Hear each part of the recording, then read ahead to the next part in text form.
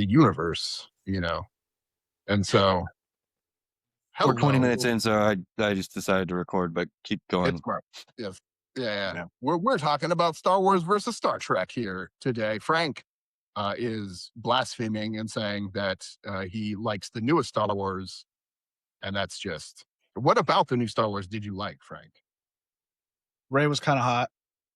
That was, I mean, you didn't put Leia. You're not there for Leia, or like Natalie Portman in the prequels was Never smoking. watched them. Was never interested in it. And even I mean, like the I new feel like Star you got Wars, I only watched it because it was like new. The old Star Wars were filmed back in the day. It was just terrible scripting, and I don't know, dude. I just didn't like it. that's just this is a terrible take. I said Star Trek was more my speed, but I still didn't watch any of the Star Treks either. So I didn't I follow the do. TV shows. I didn't do anything of that. It just seems more like we said is like sci-fi. So it's like semi-possible maybe at some point. I don't know. Star Wars is just out there. Star Wars definitely fantasy. Sci-fi, like the Star Trek thing that was fun was like again, it was them going planet to planet essentially. Right, you go to the original series with Captain Kirk and Leonard Nimoy playing Spock and all the George Takei and like great cast, ridiculous cast, and they would do they had a lot of really interesting topical things to say too. Star Trek was much more political than Star Wars I ever was going to say was. that about Star Wars. I was going to say Star Wars is a lot more political No, than Star Trek. no, no, no, I no, don't. no, no. That's backwards. No, I don't Star know Trek. enough about the subject. Yeah. Yeah, Star Trek. Since in the very beginning, like they some of the biggest themes in Star Trek in the original series was the Cold War. Like they were literally doing the Cold War, and this was in the 60s, right? And so you had essentially the Alliance, which was like the Confederated. I forget. People will yell at me about this, but the humans and the Vulcans had their alliance of confederated like star systems that were against like the Klingons and the Romulans in particular. The Romulans were very like Russian-esque, and there was like a space. There's area of space that was like demarcation line where you couldn't cross into it because it could trigger like World War III essentially, but on a galactic scale.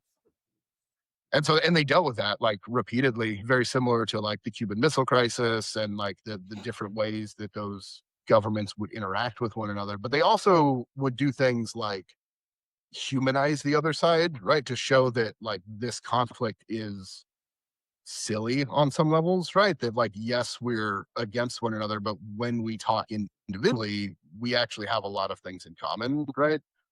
And so they would do things like that, where they would kind of very much get into these political lines, and then kind of subvert them. And if you think about the time, um, Officer Uhura was her name. I forget her actual name, the actress, but she was, black people weren't really represented in media a lot back then. Mm. And in Star Trek, she was a officer on the ship, and very much in the front of a lot of the plot lines. And I think they had the first interracial kiss ever televised was also on Star Trek as well. And so like they pushed a lot of period. What about And that then Reading Rainbow? What's his name? Who did Reading Rainbow? LeVar Burton.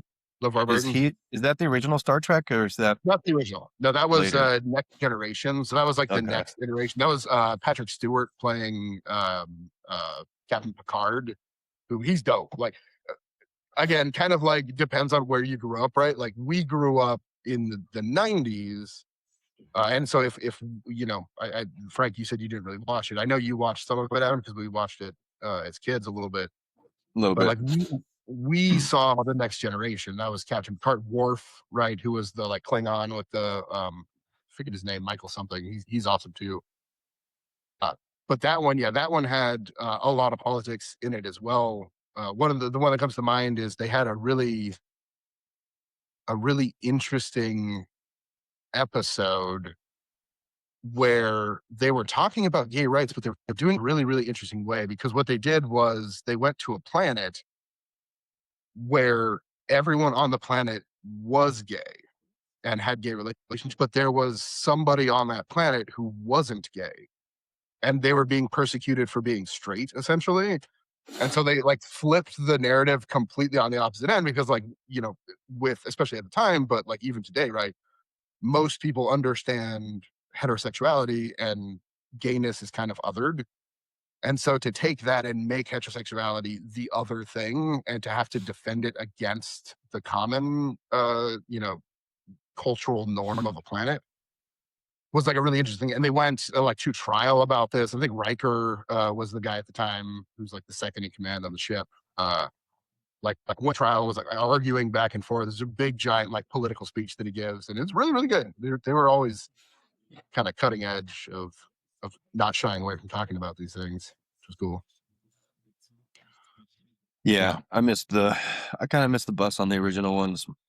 Yeah, go back The and watch original, them. They, same with Star Wars. I've seen them, but it never really like clicked for me. This different era. yeah, Mhm. I grew like we had the VHS of the original Star Wars, and me and Jessica, my mom, like I watched that so much as a kid, just like on repeat. And then so like it's funny because like I kind of grew up watching those before even Phantom Menace came out. I remember when Phantom Menace came out, and I was super excited because I had watched the original Star Wars so much, right? And they're still really good. Like I love going back and watching, but I like old film too in general. Like even old films that I've not seen. I don't know how you guys your stance on like watching films from the earlier eras is black and white era or I was watching some 1941 film last night, Mhm. Donald Duck. Sure. Yeah. Early to bed, Donald Duck. Classic Yeah. cartoons, dude. Hey, like some of those are it was definitely free back then, right? The cartoons that they would do and the things they would include in children's which is funny because you do have some people that are like, you can't talk this in children's cartoons. Like go back and watch Bugs Bunny and Donald Duck and some of the old school like cartoons. Like they're talking about some shit, And shooting people in the Right. face They're doing constantly. things. They got like cigars they're smoking on, and like just complete abject violence going on. Like cross Bugs Bunny and like a drag, like kissing Yeah. Elmer Fudd. Like, like whatever they wanted to get to bestiality, just like all sorts of Oh yeah, they were wild. A lot of uh, racist stuff too on the older ones. fun. Yeah, a ton of pretty overtly. And then there was the whole period of in World War II, they contracted Disney to create propaganda. And so if you go back and look at like the World War II era Disney films that were out there, there's like Yosemite Sam like shooting Nazis and stuff like that. Like it's overtly crazy propaganda that they were producing and distributing on behalf of the American government, and it's crazy interesting. Dr. Seuss even was involved in some of the propaganda for World War II, which is you know we get touchy nowadays when military drifts into Call of Duty or like there's movies that are that glorify military behavior and feel kind of slimy because they're trying to indoctrinate people into the military or whatever you might have it. But that's not new. Like they've been doing that for forever. You go back, as long as we've been doing print and things like that, they've been aiming those at them for sure. Oh yeah, entertainment is a tool, big time. No, for sure. Yeah. But no, Mm. I love the old films. I highly recommend you watch more than just Donald Duck, Frank. There's a bunch of really old. I like 1950s horror is great if you go back and watch like Bela Lugosi's Dracula or like the Universal monsters, the Mummy, the Werewolf.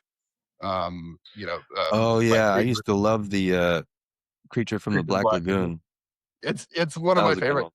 Creature of the Black Lagoon is a great movie, and they do they do some really cool shots too because like I don't know if it was the first time anyone had really done it, but they did a bunch of underwater filming, like, at that time, which really wasn't a thing that a lot of people did, and they did some really cool shots where, like, the creature is swimming, right, and then above him is the girl who's swimming kind of on the surface of the water, and she's in the bikini, and she's just doing kinda like backstrokes and stuff, and then the camera is below even the creature, and it's shooting upwards, as he's like mimicking what she's doing, and she doesn't know he's there. It's just phenomenal. Like, and he touches her foot, and she freaks out, and she doesn't see it. And he goes back down, and he's like Yeah. messing with her. It's a phenomenally shot scene. One of like the coolest.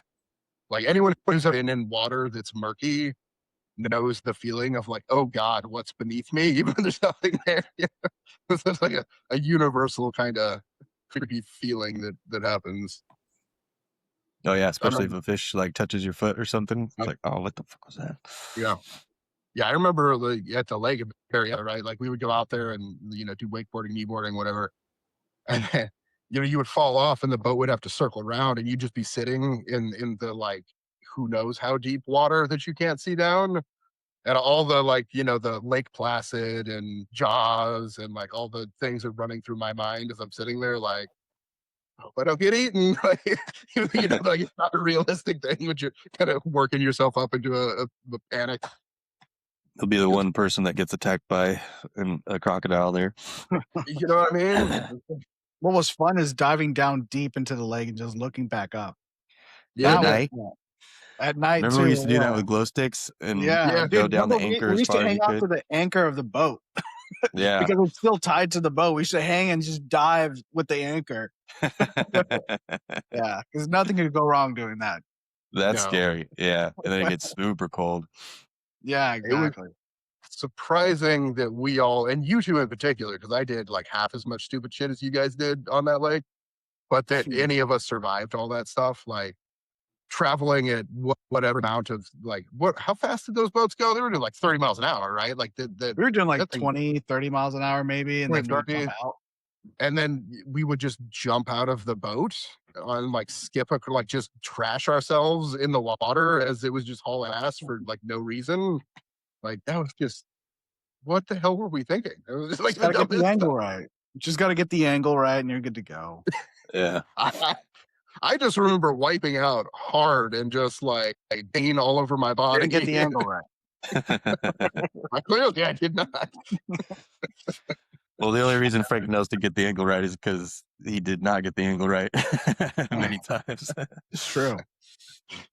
You gotta learn, right? Yeah.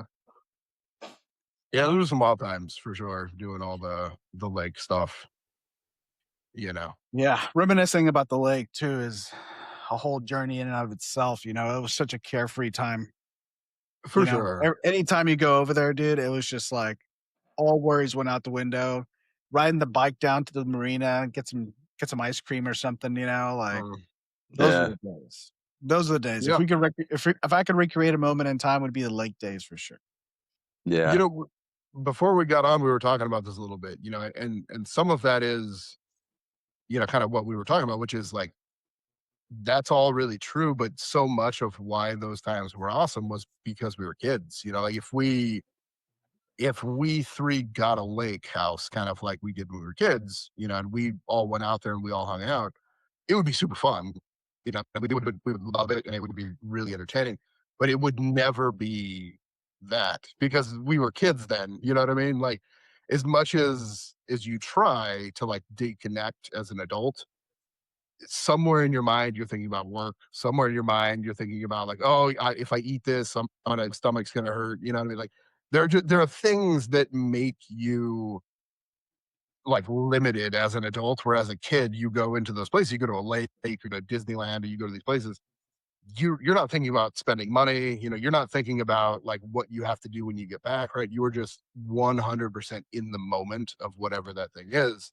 Sure, but that And doesn't mean you can't let go for a weekend or no, 2 weekends, yeah, because for the most part, as an adult, you have your known responsibilities that you have to take care of. That doesn't mean it should consume your life.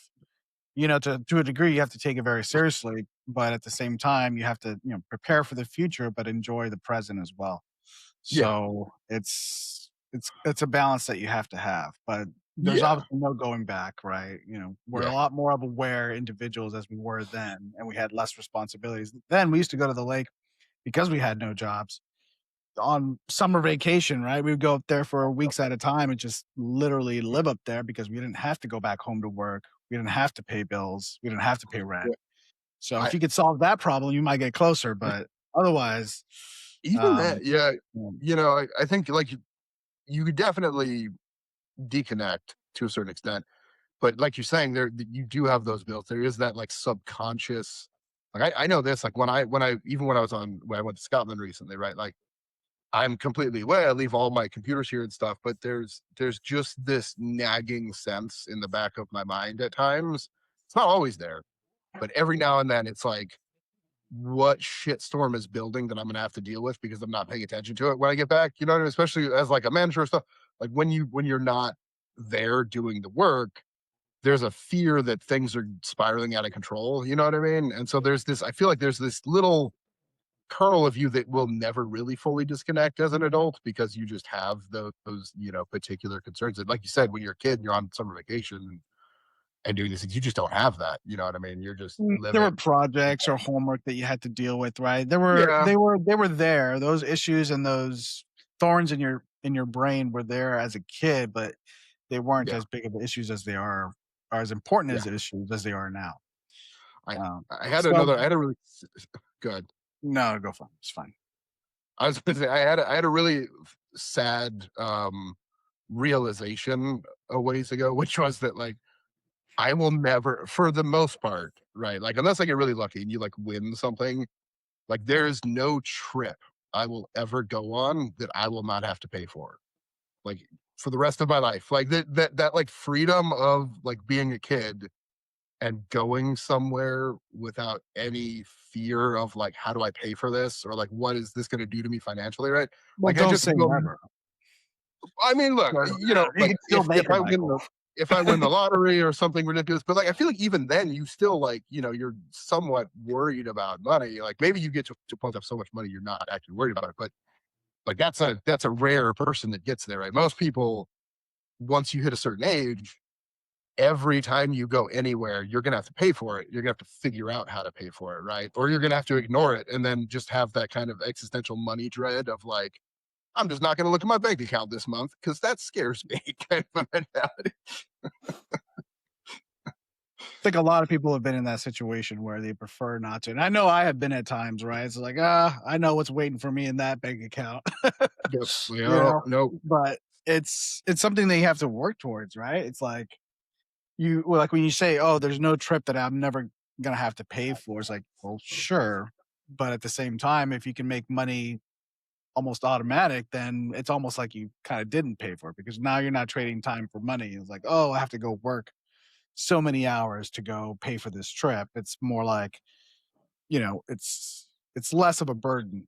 Money's like an obstacle you have to overcome, and once you kind of fix that, there are different levels of that, but once you fix that issue, then yeah, I guess you can get your freedom back in that kind of carelessness or, carefree lifestyle that you're kind of hoping for. But then, now you get into the rabbit hole of how do you spend your time? How do you spend your days? Are you actually being useful to society? Are you fulfilling yourself with some kind of meaningful work to make you feel, fulfilled? But yeah, to each their own on that. But at the same time, it's an obstacle that needs to be overcome. So Yeah. I think uh, to speak in generalities because why not?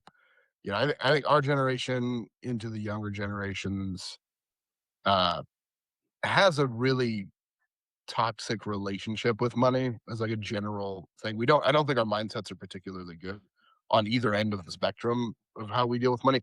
Because I feel like either you're just money obsessed, like just everything you do and every thought you think is based around money. And that is the sole kind of consideration of your life. And everything is ranked on a value around money, status, and personal worth even, all of that is very much tied to money. Or there's this complete disconnect where you're not looking at your bank account, like you're just absolutely terrified of money in general, right? And you go out to eat 3 4 times, maybe even like multiple times a day, right? You're buying stupid toys, your impulse, you're using money in a way that is not structured even a little bit. And then you're complaining that you don't have money. And it's like, well, yeah, because you're not doing any of the things that you need to do in order to control your money, right? You're just spontaneously spending every cent you have at every point of your life and then being upset that you don't have money. It's like the problem is you're eating out all the time. You're getting very expensive haircuts. You're buying expensive clothing. You're, taking trips you can't afford. You're doing all these things because you're afraid to even look at your finances in a realistic way. Because when you do that, it's going to tell you you can't do all of those things. You have to make some sacrifices and go, okay, well, we can't eat out this. I got to prioritize some things, right? And so much of our generation, I think younger generations, mentality on that end got brought up in this like instant culture, right? Like Amazon, like the internet, like everything is now. There is no delayed gratification. Or if there is, it's not a huge part of people's lives, or even like fucking people can't even wait for TV shows to come out anymore. It's like everything drops on Netflix, right? Like everything is instant. There's nothing that you have to wait for. And so to then sit back and be like, with your money, you have to think 5, 10, 15, 20, 30 years into the future, and you have to plan accordingly. And if you do that, you will live comfortably. You'll have all the things that you want. You're not really going to miss out on anything, and you can build yourself a future that you really want. And that idea is I think toxic to a lot of people because their mindset is so much the opposite side of things. And I think it is a big problem, is that like we're just not very money literate, or we're obsessed with it. And that mid round of like, get a job that's 9 to 5, understand your budget, understand how to live well and what that means to you, and then, you know, follow through on that is a kind of area of society I think we're lacking for sure. Mm. Do you feel like maybe that's partially because it's not like financial literacy? You have economics and you have Mhm. like government that's taught in schools. Do you feel that there should be a It's stronger terrible. emphasis on financial Yeah, literacy in yeah, yeah. in the school system, not just at home, right? Because what if your Oh parents yeah. are financially illiterate? Yeah. Yeah, no, for sure. Like relying on your parents to teach you financial literacy is insane unless you win the lottery of somebody who A is financially literate and also parent.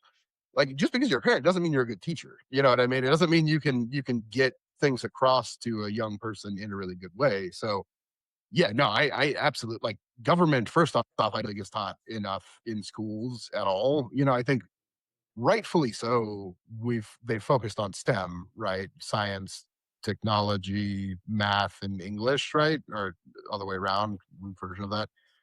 But things like history, things like art, things like finances don't get as heavily dealt with. And yeah, I think it's a problem.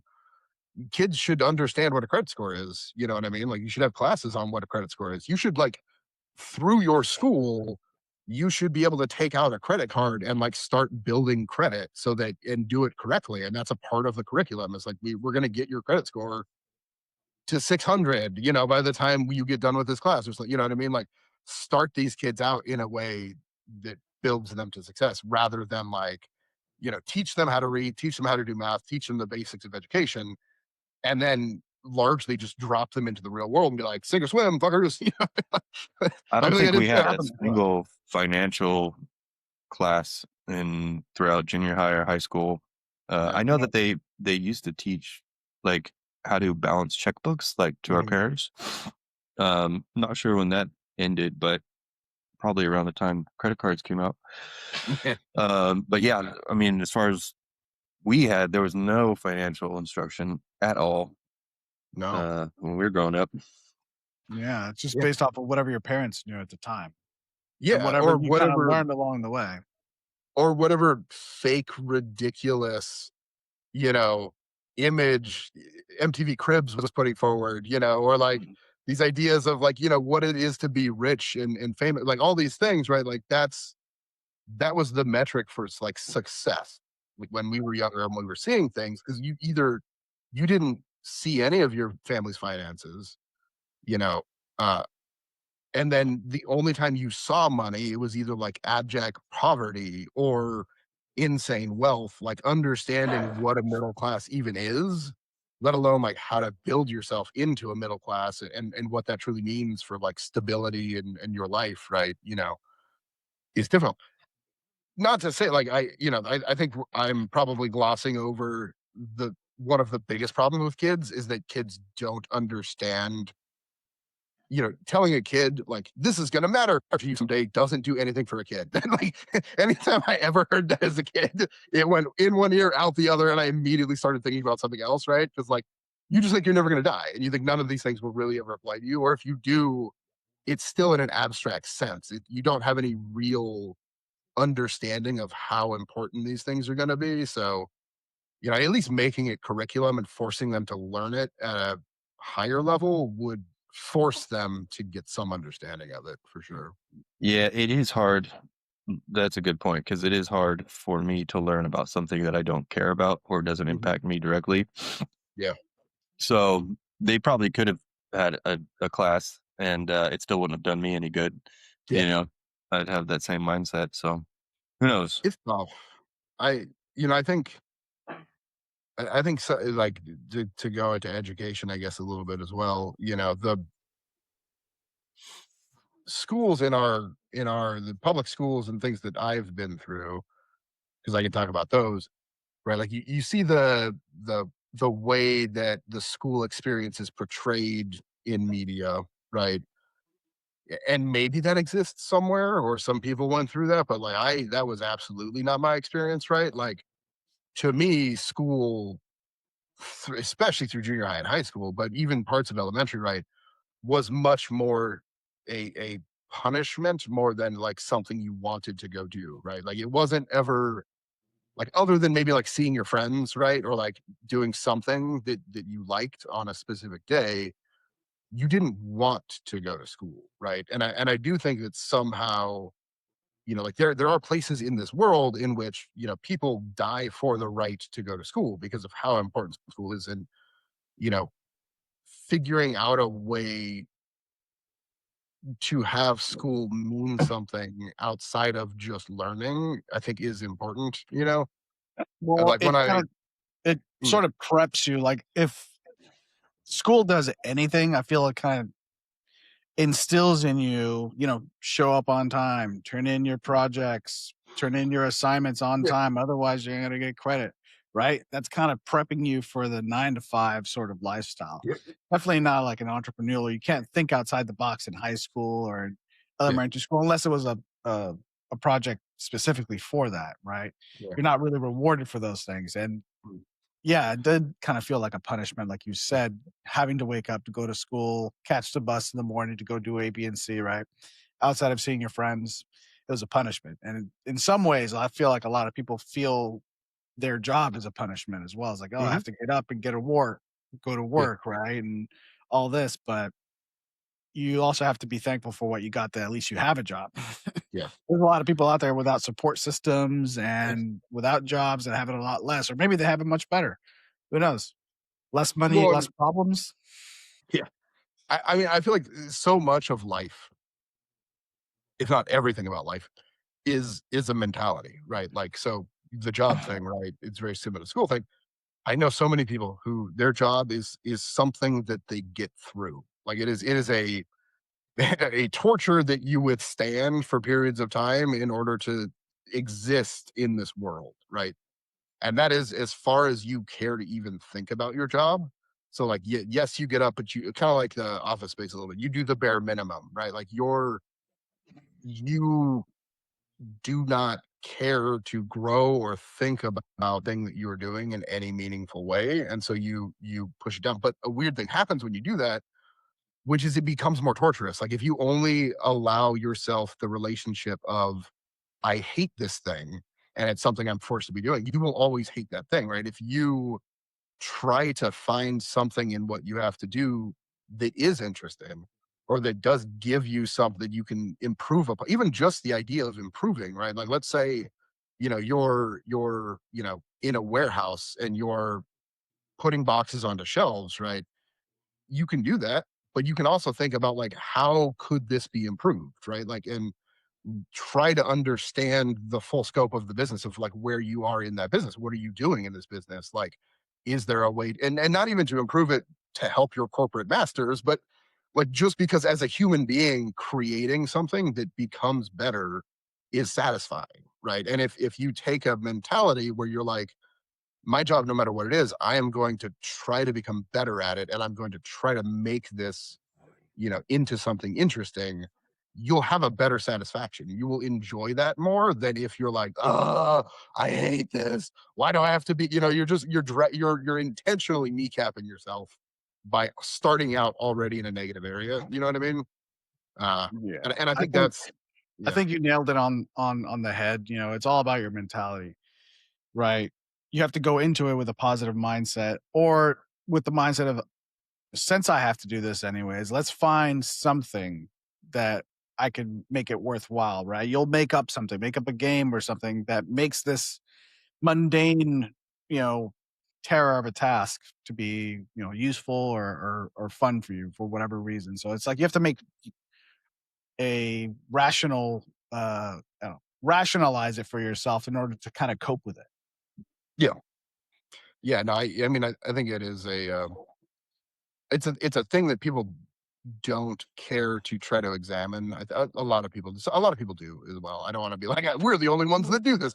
There's plenty of people that understand that concept, but I do Well, I think think it's like natural human behavior. It's like if you are forced to do something over and over again, without, yeah, it's like you have to do it. It's like, oh well, might as well find something to kind of help yeah. me deal with this, right? So It's funny because like the opposite of that is true as well, which is that you hear musicians or sports people even talk about this, where like they're doing the thing that they wanted to do, right? But like when it is your job, when you have to get up and go to the thing versus you being like, I'm gonna do the thing I like today because I want to, right? Like those are two separate mentalities. And like even some people can get into the like, you know, playing concerts is a drag. Like this sucks because I have to go out, I have to go on tour, I have to go play these shows, I gotta be on, I gotta do all this stuff, right? Even though you're doing a thing that is the pinnacle of the thing that you love the most. You know what I mean? Like a job, as you're saying, by its nature, is like no matter what it is, a repetitive task you're forced to do, even when you like, becomes a drag because you're forced to do it again and again and again. And it's one of those like human being David Hume talks about it a little bit, in that like human beings can't dwell on the same thought for very long. Like if you try to focus on a particular thing, your brain will automatically start diving to things related to that idea.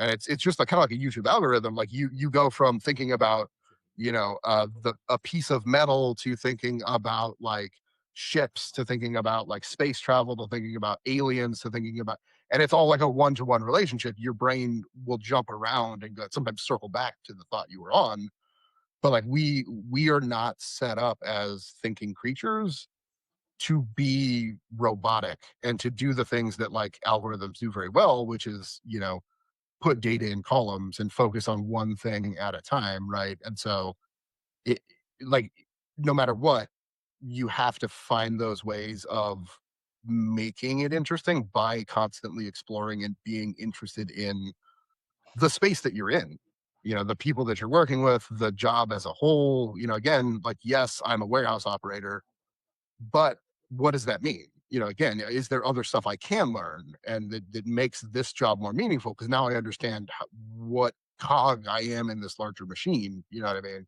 And when you do that too, you open doors, because if you're a warehouse operator and you understand what the position is, it allows you to grow out of that position and move into other areas, or become larger within that particular group, right? The people that never advance are the ones who stay like myopic in their view and only look at what's directly in front of them, and they hate their lives for it because that's all they're saying is that same repeated task over and over and over again. You know what I mean? So How to escape with or live with the monotony of life. mhm. is that a Yeah, book? Nope. Just summary of what we're talking about.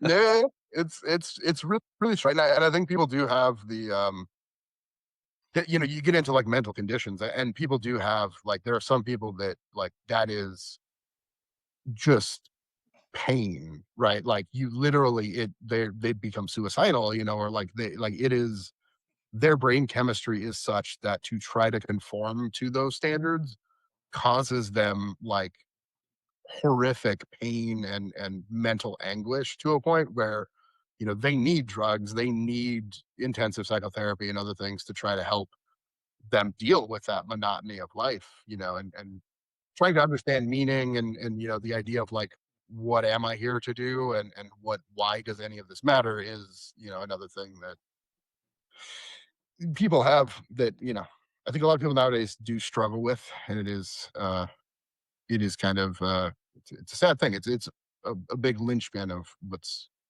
ailing our society today, I think, for What, sure. finding purpose, struggling to find purpose in meaningful work, you think? Not just in meaningful work, I think just in general, I think i- if you go back, right, and for watchers of this podcast, who there are zero at this point, you will know that I am not at Oh, yeah, all an when are we advocate. gonna go live? I We're know, gonna no, have to we go whatever live you at want, you some push the button, no one's gonna watch it, dumbass. Like, I am not an advocate for religion at all. I think that it has, currently religion is horrific, and it does a lot of things to society in general. But religion did, I think, when you go back far enough to a time period, into the 1700s, into the earlier time periods, even 1800s, 1900s, a little bit, like the agreed upon way to look at what life is, I think, was largely homogenized, like, in a general area. So if you're in China, like the religion and the philosophy on life generally was one thing. And if you're, in Europe, it's another thing, and you're in Africa, it's a different thing, right?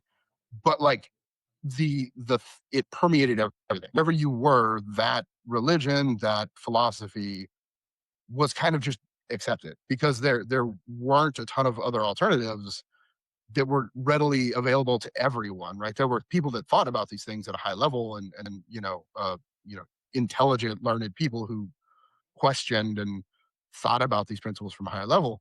But from like a lower level, a cultural level, people just kind of accepted it, because there wasn't, a plethora of other options. You come to today, and you have all of the advances that science has given us, and you have the fact that science has killed God in a lot of ways, and it does open up a hole for people to not understand what that means for them. And so you see people grasping around. You also have just a very easy ability to look at different at the same time as well. So even within that, right, you can get lost. Like, if you're searching for some sort of spiritual truth, and you start looking through various religions, it's very easy to just get buried in it, because there's so many different ones, and they're so ridiculous in the way that they're written, and how much interpretation you have to do for every single religion, that it's easy to end up at a place where you're like, none of this religion makes sense. Science explains the physical world around me, but doesn't at all give me tools to deal with the spiritual or philosophical reasons for existence in the first place. And so you're left with a void, right? And so I think a lot of people end up in that space, or more people nowadays end up in that space than ever did before, where they question kind of the very basic essence of like, why are we even here? Like, why should we do any of these things? You know what I mean? Like, if I don't wake up tomorrow, there is no change. You know what I mean? And it's easy to see how that void is problematic. And science generally doesn't do a good job of trying to fill that void, other than a statement of, there is so much more to know. Curiosity is what that void can be filled with, right? That, like, that's the point. The point is to figure out more things, to like be more curious, to take more, leaps, and see things. But it, it's not structured in any kind of a way where you can really communicate that to people, because it's not a religion, it's science. So, kind of a interesting note on that, I've understood. I do think that, I almost wish there was a way you could have like a secular version of like a church. Not a church necessarily, but like and like, they exist, but they're not like, the YMCA is a community center, right? Where people can go to engage in community activities. but something that was a place where you would go and, engage in ideas that were about meaning and understanding that was not tied specifically to religion, because that doesn't really exist as far as I'm aware in our society. And I think if you had something like that, there would be a lot of people that would be interested in it, that would want to go somewhere to talk about these themes without the Christian coming in and being like, it's just Jesus, except Jesus, and the Muslims being like, you have to listen to Muhammad. And, people that just want to genuinely talk about what all this means without having to defend against the I think it would be a religious disaster, dude. brotherhood. I feel like everyone would just start fighting because their opinions are right and everyone else's are wrong. Eventually, it would lead to politics or religion, and people would just be fighting over it. Would Sure. this be I, like I an mean, that atheist town hall or something? kind of, right? Like a place becomes, No religious talk allowed. well, that's the thing is I like you would, I feel like you would have to, like you said, like religion is inherent in that conversation, I think. But and politics as well. I think all of that, because morality and existence and all of those things are too interconnected to ever break them apart. But to have a space in which this is, we can come and talk about these things, but it is not coming from one side or the other, right? It's not a Christian venue, it's not a Muslim venue, it's not a even an atheist venue, right? Like, because in the typical way that people think about atheists, right? They think that they reject God on a religious level, that they refuse to ever believe in God. Whereas atheists in general are people that do not see proof of a God, but will engage in a conversation about God. It's just religious people don't generally like that because atheists will poke holes in what they're talking about religiously. So, like, again, a space in which you could speak about these things, but without it coming from a very particular bent, you know what I mean? And have an open dialogue and have some sort of structure to talk about things on an even keel, I think would be interesting, but difficult because, like you said, it's a weird needle to thread, right? Because yeah, you one way or the other, you just kind of reinvent the wheel, and then you're right back to everyone arguing and screaming at each other. And like, what was the point of doing any of this to begin with? Yeah, I think we've gotten so used to, well, at least people being in their own little bubble and Mhm. having nobody really question their beliefs or tell them that their beliefs are incorrect, because I believe this. I believe this, and therefore you are wrong, right? So I think we've gotten to the point where there is no middle ground in a lot of ways. Yeah, So it's I, unfortunate, but I think that I don't know where they are. I think that no, I don't think so. Sorry, thank you, Cecilia. I think that one of the problems is that I think there is more middle ground than people give credit for. It's just that the way we well, we engage don't in like to show it. Even if there is, I feel like we don't even like to show it. It's weird because in some ways it's like you're agreeing to what the other person's saying, and if you agree yeah, to what the other person says, you lose, yes, right? but see the reason why we don't like to be seen as agreeing to the other side is because of the way discourse works in our country at the moment and in the world. Social media. Everything, social media, the It internet, could be the it could be clipped. way you can be clear, the way in which we engage in dialogue is not through sitting down like we're doing right now and having a conversation. Generally, when you sit down and have a conversation with people, you will find areas that you agree on, right? But people don't do that. They yell at each other through the filter of the internet, right? Of tweets and tiny comments and specific topics where we're only going to talk about one topic, we're only going to talk about one thing, and we're Sure. going to do it quickly in a way that says there's a winner and a loser because the outcome will influence an election or do something else, right? That's sort of what a church or a place in which we're not here to win or lose. We are coming to this place all because we want a better understanding of the world.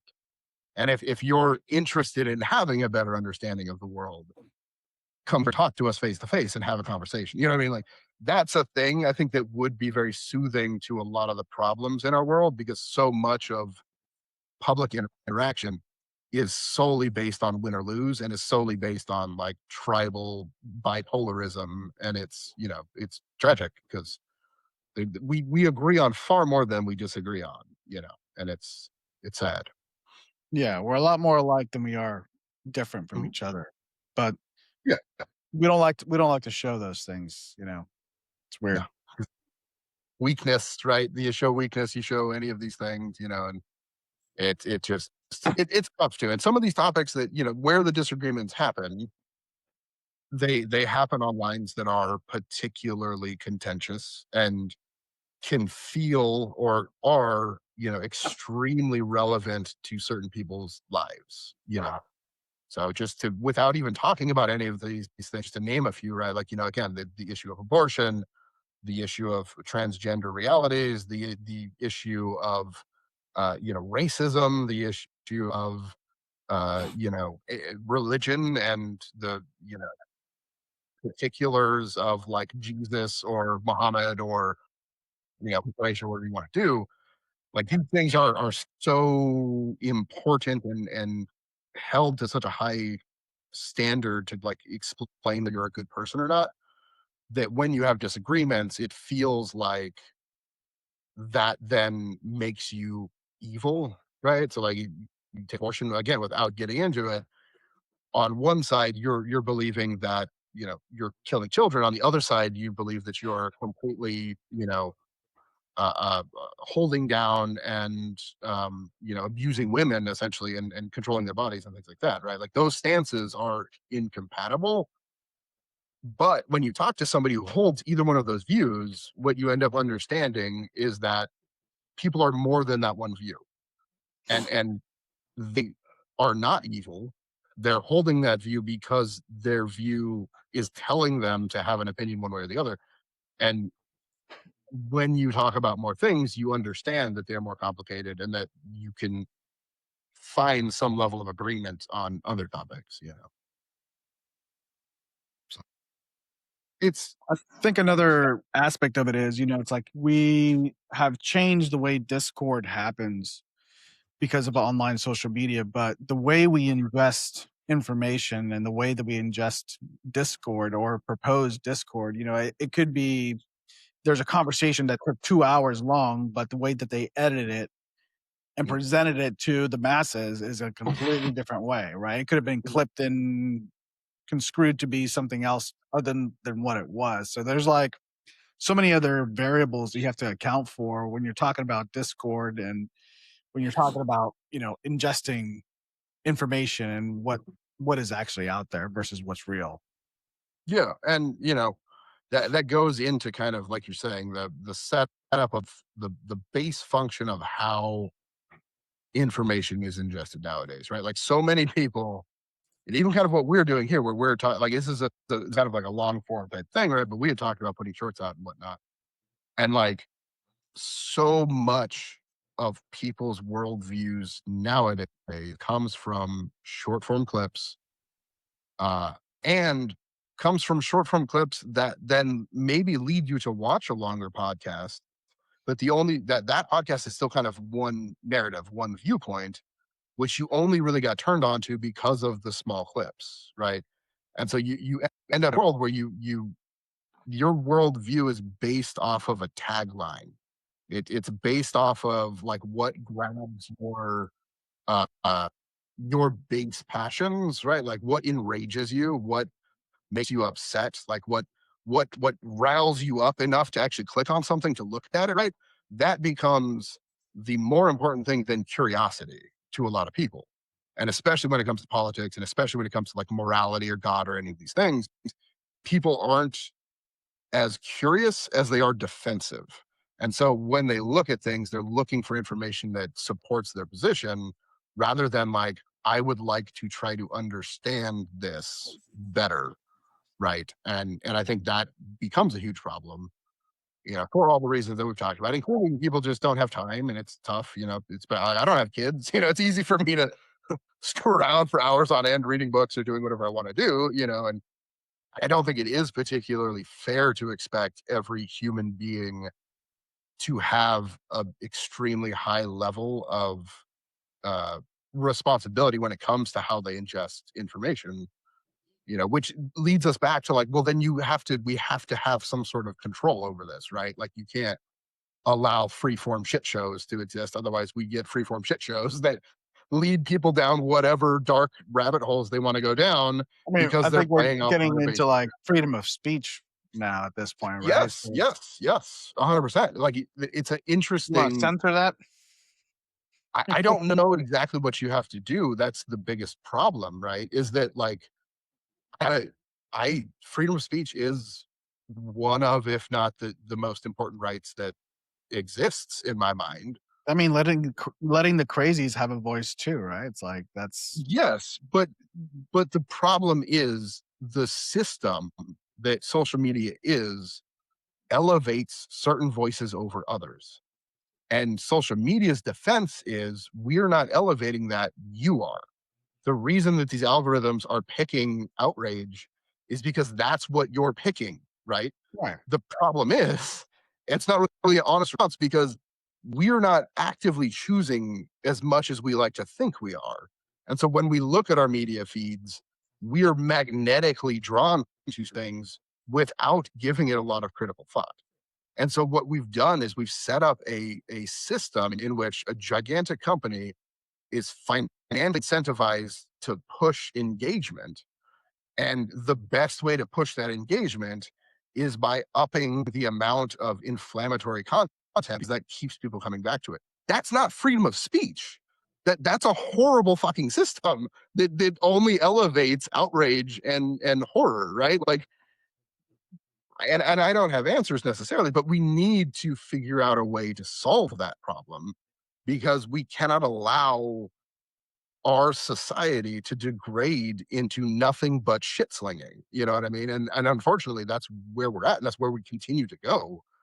With these models of algorithms and social media and public discourse. So, like, something has to happen to shake that up. Otherwise, we literally will just devolve into again, I not to. think they're trying to kind of figure that out because it's going through the courts right now. If Yes, anybody's like been keeping up with the whole Facebook trials that's going on with the very lady interesting. with the girl that was addicted to Hmm. social media, the jury found that the platform or the company knew that they were developing something that was Hmm. intentionally addicting, and this girl suffered and many other people suffered, and Yep. there's a lot of people that are jumping on the train with that. But then it's like, well, these are children, right? Hmm. And children are supposed to be kind of protected by their parents. So it's like, where were the Yeah. parents in this whole situation? But at the same time, they're gonna appeal it. The company's gonna appeal it, right? Hmm. And they're probably just gonna slap like a warning label on it. It's like the explicit label that they used to put on like heavy metal uh Yeah, yeah, yeah. uh Parental advisory. Yeah, CDs back in the day. Yeah, so they're just like, hey, warning, this is addictive. Do you think that's gonna change how we yeah, interact with it? Are we gonna interact with any less? It's like there's a warning on your beer bottle or your, on your yeah, vape pen, but are you gonna stop using it? It's like, no, it's yeah. like, we're just I I think that, like, when we look at possible solution, because you are right, there's a bunch of interesting stuff happening right now, and people are everyone knows anyone who is not a complete idiot knows that this is a problem. Like, there's no one that looks at this and goes like, this isn't a problem. Even social media knows it's a problem. That's like how they, again, the jury kind of found that. It's like, they know this is an issue. The problem is, it's not easy to solve because of our love of freedom of speech, and because we are so guarded against censorship. To touch it and to change it is very, very difficult, right? So, like, some things, when you look at like the Australia ban, where you had a 18 or older, it might have been 21, 18, 21, you can't have a social media account at all, right? You're just not allowed to do it. The kids get around that in a lot of different ways, but it is a hurdle to overcome. And you can include even more stronger restrictions, like needing a driver's license or some sort of valid identification to be able to do that. that raises other questions of like, okay, well, now you're completely disallowing people who are, illegal or don't have identification, right, to participate in public discourse at that point, right? So like all of these things start whenever you're like, well, this is a solution. You're like, okay, that's a solution, but it's also 10 other problems that you then have to deal with because we haven't thought about this. You know what I mean? And like, could that be something? Could we try to ban, the use of social media at certain age groups? I I'm think a it would big, be useful, but the way you police that would probably be something much worse. It's like the government, like an electronic ID. Like you have to have an online ID in order to be Mhm. able to log into that stuff. And then, okay, now what are the implications of that? Right? Are they And gonna be able to government start tracking you government across creating everything that you do registries of their online? citizens generally doesn't end particularly well. But I mean, it's funny because again, like a lot of Republicans, are very like pro registry in a lot of areas. It just depends on and Democrats are very pro registry when it comes to guns, right? So Democrats think all guns should be, highly restricted and registered, and every gun owner should be on registry, and we should know what guns they have and whether they have them and all these things. Republicans hate that idea, right? Republicans are much more in favor of highly registered electorate in terms of voting, right? Whereas Democrats are on the side of trying to get rid of hurdles in order to encourage higher levels of voting.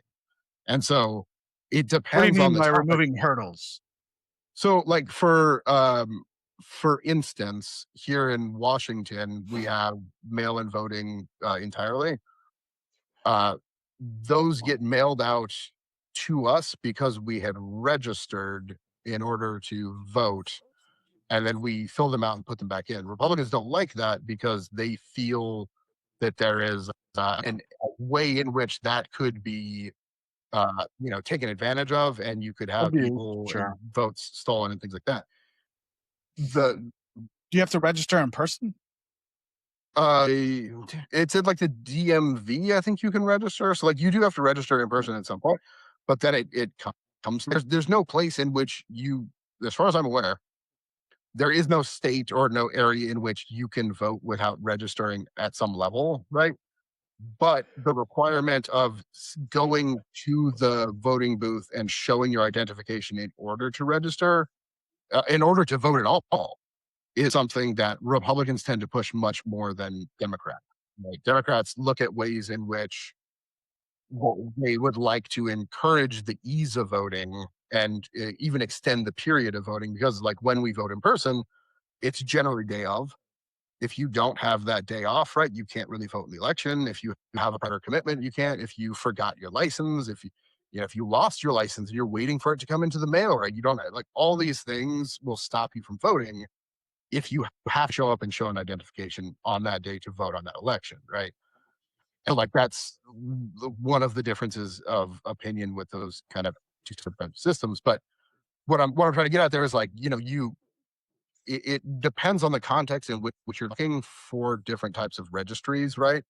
Like registering people based on their religious affiliation feels horrifying, right? Because like, what are you going to do with that information? Like, why are we cataloging and identifying people? Like a registry of Muslims seems like you're only going to use that for one reason, right? Like there are certain things that are problematic. A registry of internet identity might be a very valid way to try to look at these things, right? Like one of the problems we have is is freedom of speech equal to freedom of consequence for speech, right? And what social media does is it allows people to say the most horrific and terrible things anonymously, right? And without fear of repercussions for saying an absolutely horrific thing. People are more emboldened to say and do terrible things when they're anonymous, right? So if you have a system that does identify you as the person who said these things and done these things, people will maybe change the way that they're saying things. Now, again, that's some form of soft censorship. You're creating a system in which people are It's hesitant to more of come like forward with establishing a information. form of accountability in a way, right? Right. Because you're accountable for the things that come out of your mouth. Like you have the freedom to say things, but I don't think that you have the freedom to free yourself of the repercussions from the Yes. things that you say. Right. Yes. You know. So Yeah. And And so coming at it from that angle could be a way, right? Okay, let's figure out a way to make this more accountable and more visible to people and voters and parents and children. And, so we understand, because like a lot of the problem right now is, I don't like him because he annoys me, but John Fetterman, which is funny because he's the Democratic senator. I don't know if Mm. you guys know him, Yeah. Wears a but sweater a lot.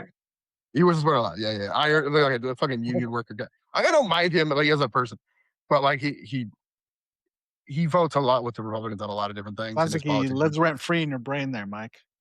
Well, the only reason I'm thinking about him is because I just watched him. They did a town with him and Mm.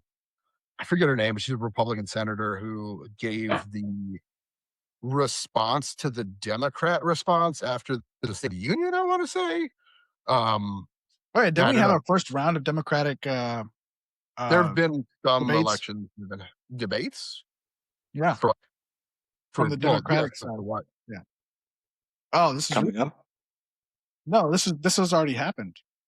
No. Oh, sorry for it was for the debate for the Democratic for California for the governor count. For the yeah, yeah, yeah. Well, so one of them dropped out, right? The Democratic governor candidate on forget his name, Swalwell, I want to say is his name. Oh, that guy. Um, Yeah, he's in a yeah, world of hurt right now.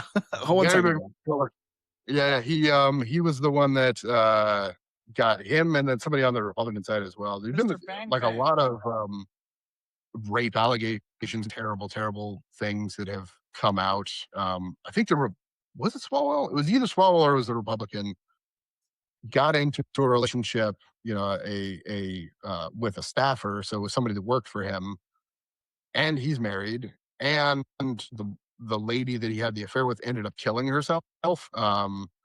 And like just absolutely just horrific, terrible, stories about these people. But they had to drop out of the race. And if the Republican guy had to get out of the Senate, or like he's quitting the Senate because of all the crap that happened.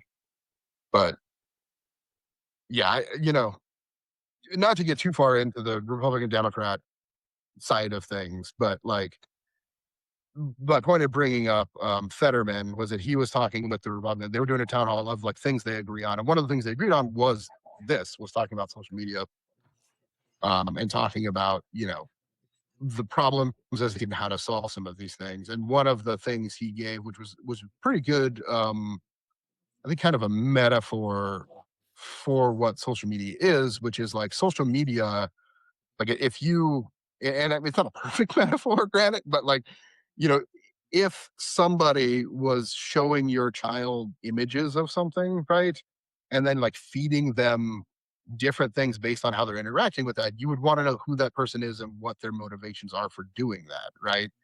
And like the problem is we have these social media and these algorithms that are doing these things, and we don't really understand what they're doing, why they're doing it, and how they're working. And if we make all of that much more visible, I think it does help, at least as a start. Like if we circle back to what I was saying earlier, like with I don't think it's fair to say that every person should have the responsibility to understand all of these things. Like when you're working multiple jobs and you have children and all of these things, like you can't be expected to understand how Facebook is using its algorithms, or understand the intricacies of Facebook, or like how to control your child on these social media platforms. It's too prevalent. It's too everywhere, and you can't fully protect your children from all of these influences. And so we need some level of federal control or censorship of these companies in order to ensure that, not only children, but all of us are not creating a society that is just doomed to destroy itself because of what's happening. You know what I mean? And how you get there, I'm not sure. But like, it's probably going to be some combination of like, yeah, age restrictions, timer restrictions. I'm a big like. I think if you hold public office, you should not be allowed to have any social media, like no social media. You are just not allowed to engage in it whatsoever. You want to make a statement? Hold a fucking press conference. Like that is literally all you should be able to do.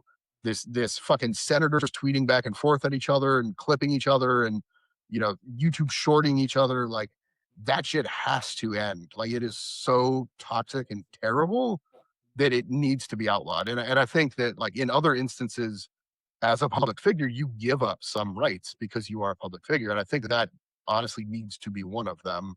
That plus Well, campaign finance. they're also You know, privy to different information that we not necessarily would be privy to, right? Which would make them outstanding traders when it comes to the stock market. yeah, There are yeah, several public figures that come to mind.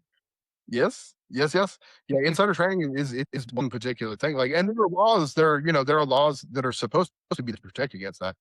They need to be looked at because modern day times are different, right? Than it was back in the '60s or whenever those laws, probably way earlier than that when those laws were created. So, I think that like getting rid of social media for elected officials, people in public office, is one step. Another step is campaign finance reform. The lobbying in this country is fucking insane. Like we have to do away with this nonsense.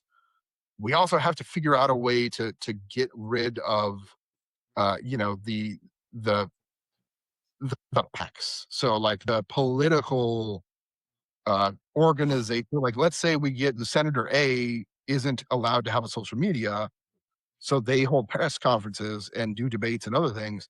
But then there is a Democrat PAC and a Republican PAC that have social media accounts and they clip all of those things. And then we have the same exact problem, right? You've stopped them from doing it, but you've not stopped anyone else from doing it. So the ecosphere that exists like with the public elected figures just becomes one that is privatized and has no connection to the actual officials, which is maybe even worse, right? Because now they're not even in control of their narrative necessarily on social media.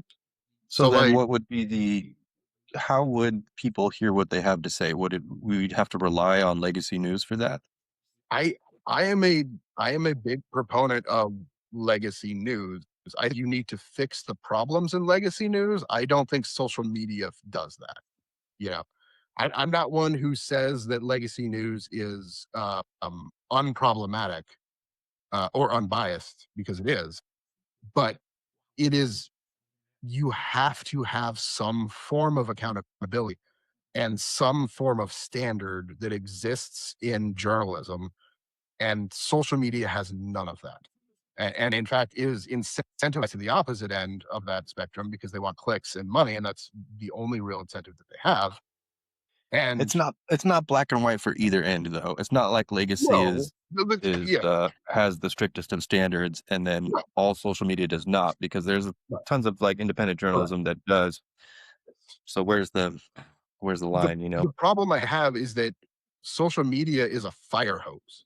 Yes, there are like in the metaphor of the fire hose, if like 10% of what is squirted at you, is something that is of use and interest to you, but the rest of it is horseshit. How are you going to pick out the good from the bad? And that's the problem with social media is that it is completely uncontrolled at a macro level, at the large level. There are journalists that are on social who have very high standards and who I love and who do great journalism on social media. The problem is the entire sphere of news that exists in social media is horseshit. And too many people go to it. In fact, almost everyone goes to it to get their news media. And so you're getting overwhelmed in the tidal wave of bullshit in lieu of what is actually good. Um, Okay, but it's not all bad though. That's the no, thing. no. I'm not. Yeah, it's a So good then clarifying point. It's not all how bad, would but how do we? And this is what journalism used to be, right? You had a journalistic brotherhood, right, that agreed upon certain journalistic principles, and everyone held each other to account, right? And so you had a bit of a checks and balances within the journalist of legacy media.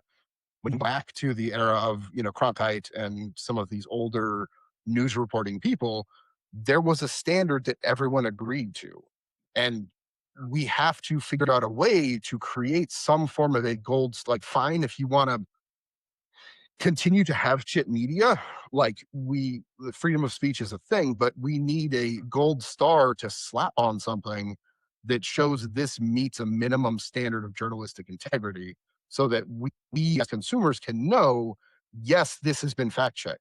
yes, this is something that is considered to be good, right? And it's not some random asshole stuff nonsense. And that's the problem, is that what legacy news gave you was some level of that gold star approach. It got worse and has continued to get worse for a lot of reasons, including the fact that they were competing with social media and they had to alter what they were doing to try to get viewership and not die. Right, like as people transitioned into this sphere of social media, you saw a degrading of legacy medias as they kind of debased themselves in order to chase where the people were going. So, like, we need to protect ourselves against our worst instincts, because unfortunately those worst instincts are stronger than most of our conscious choosing behavior that exists within our minds. And that's where I think government has to step in, backed with like solid science and rational logic about what we're doing. The question is, like, does that exist? Like, is there a version of our government currently that can actually do those things and it do We it haven't effectively and have created enough it yet. trampling I think on maybe rights and things? AI might be able to fill that gap. And I mean, maybe. I think that, X and Elon Musk, I know he gets a lot of a bad rep for, taking over the whole Twitter account thing and everything, but isn't that what he's kind of tried to do with X and having community notes and having people fact check each other through the app? It's like, hey, at Grok or something, is this true? Right. And then it kind of fact checks and say, hey, no, this has been debunked. This is a video from 2 years ago. This has been taken out of context. I will try to be nice. I have my own thoughts on Elon Musk in particular, but I'll try to ignore all of that. Yes, that is true. Right. So yes, those systems are systems that are helpful for identifying misinformation. Those systems existed before Elon Musk. Those systems exist in Facebook. Those systems exist in YouTube. Like, the ability to identify stuff as misinformation or disinformation is high.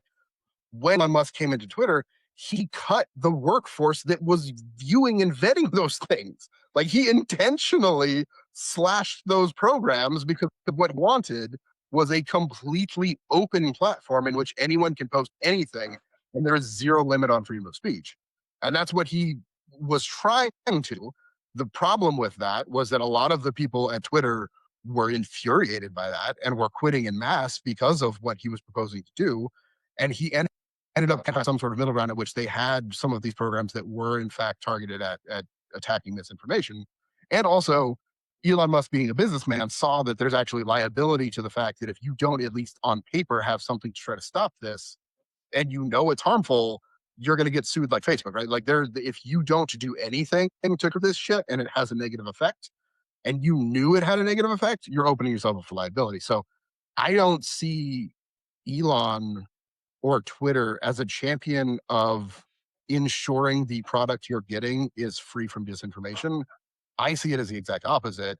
In general, they're trying to go the opposite way, which is, like, again, freedom of speech, freedom of whatever, anything is anything. People can figure it out themselves.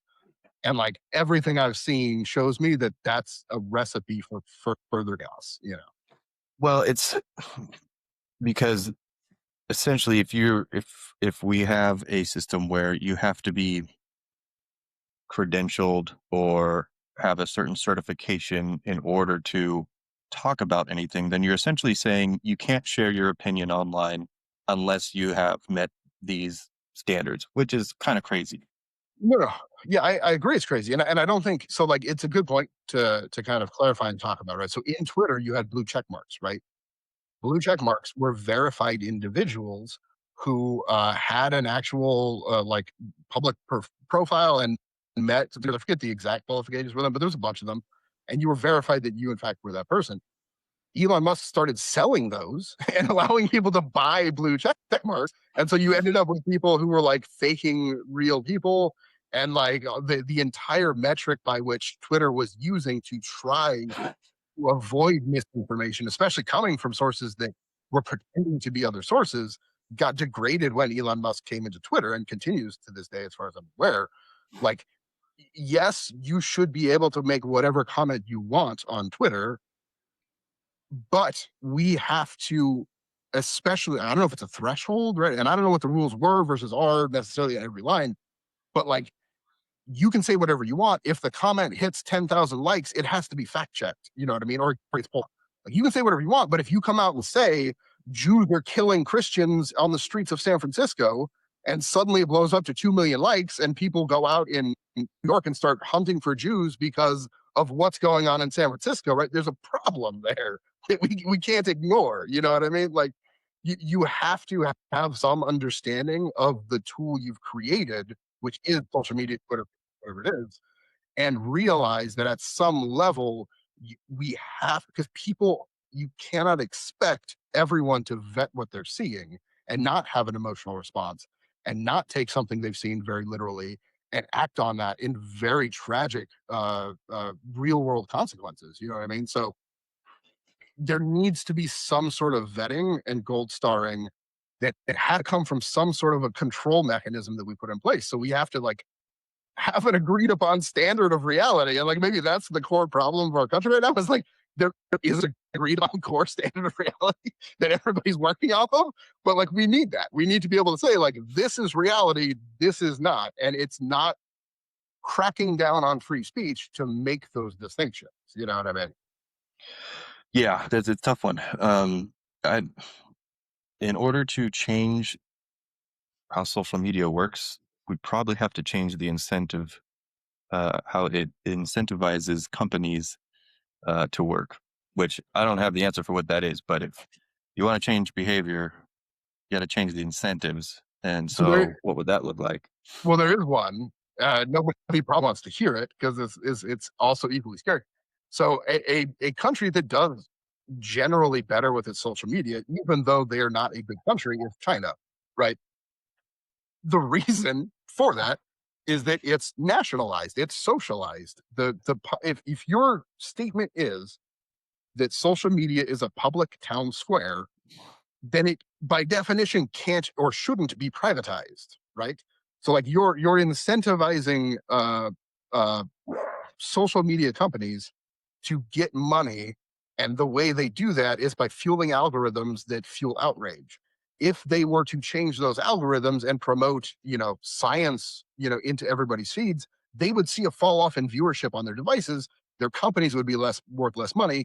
Their stockholders would be pissed, and so they are beholden. They are required to do the thing that they're doing by capitalism, by the metrics that we set up for in terms of what a good CEO and a company should do in order to its obligations to its shareholders.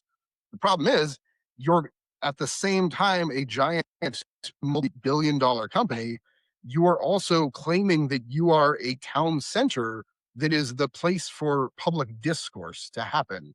And as such, you can't be held accountable for what people are saying on your platforms, right? And they're wanting their cake and they're wanting to eat it too, right? They're wanting both of these things. And like a solution could be, maybe it's not even fair to call it a solution because there's a plethora of problems that exist in doing this, but that social media has to be privatized. It is a entity that is allowed and created by and for the people, right? It's publicly owned. It's public, not private owned. Could be a way to try to disincentivize, because at that point, what is the value of the thing? Well, the value is what it builds into society. Like that's the incentive for how we build the social media structures, is like when we're creating algorithms, when we're thinking about content, what we want to incentivize on this program is based on what's best for society, not what's best for our bottom line as a company. You know what I mean? And that is a way in which we could try to do it. But I don't know another government right now to do this. So, or in any time in the future as well, to give them the free reign to censor whatever they want on the social media. So Yeah, like no that way. in and of itself is a problem that you would have to figure out, right? And Yeah. like this is where it gets really, really tricky. It's like we're in this sinkhole where like how we get out, I don't know. I don't know the best way. And I fear that we won't. And again, we just desensitize to it and we just become this horrifically disgusting culture that just shifts through wades of shit, and You don't think that the better idea will prevail ultimately? it is my experience. I hope so. I think what we've seen throughout human history in general, I believe in like the long arc of like the greater good. Like people are generally set up to be social and we're generally set up to care about one another for a lot of different reasons. And so I think that we will get there, or how we get there, but also live in a world in which like anti-vacciners are a huge part of our society. Like active anti-science people have huge voices. People that are overtly like say dinosaurs don't exist and that the earth is flat. That all of these things aren't like tiny small groups of populations, but they grow in size, right? We see some of these things pick up speed and become, the more portions of our society. So like I know and have seen terrible ideas that I think when you look at them objectively are wrong and fallacious and like dangerous, become the energizing force behind a lot of people. So I don't know, right? And then when you get into the world of politics, it gets even worse because like there is no law against a politician lying to you. Politicians lie as a matter of course, like that's what they do. And it's very easy when you just, especially when you're dealing in a world of non-fact, of opinion or feeling, like who's to say what's true, right? And what's true is the majority opinion. And if you are good at whipping up the majority opinion with lies and salacious hate, then you can change what people view as true. And because we don't have a scientific metric to say one thing is moral and one thing is immoral, you're left to people who are orators to try to make those cases based on whatever information they care to put forward, right? And so, especially when it comes to philosophy, religion, again, feelings, morality, like we just don't have a scientific system set up to vet those things, right? And so, how do we do that? You know what I mean? Should we do that even, right? Because now you're even kind of going one step further and trying to like, okay, not just police factual things, but to police morality in general and say like this is an immoral thing. It's not necessarily untrue, but it's immoral, and therefore it's problematic. You know what I mean? And that's where it gets very, very dicey, right? I think it could be done because that's basically what we do with government, right? With protecting natural rights of people. So Mhm. I could see it potentially working where we all agree on this is moral and this is not, you know? And I mean, like we like in large part, American society has ignored morality to a large extent, right? We care. Well, it's not that we ignore it. We exercise our morality through our legal system. So we outlaw things that we find immoral, right? Murder is immoral. Rape is immoral. You know, drunk driving is immoral.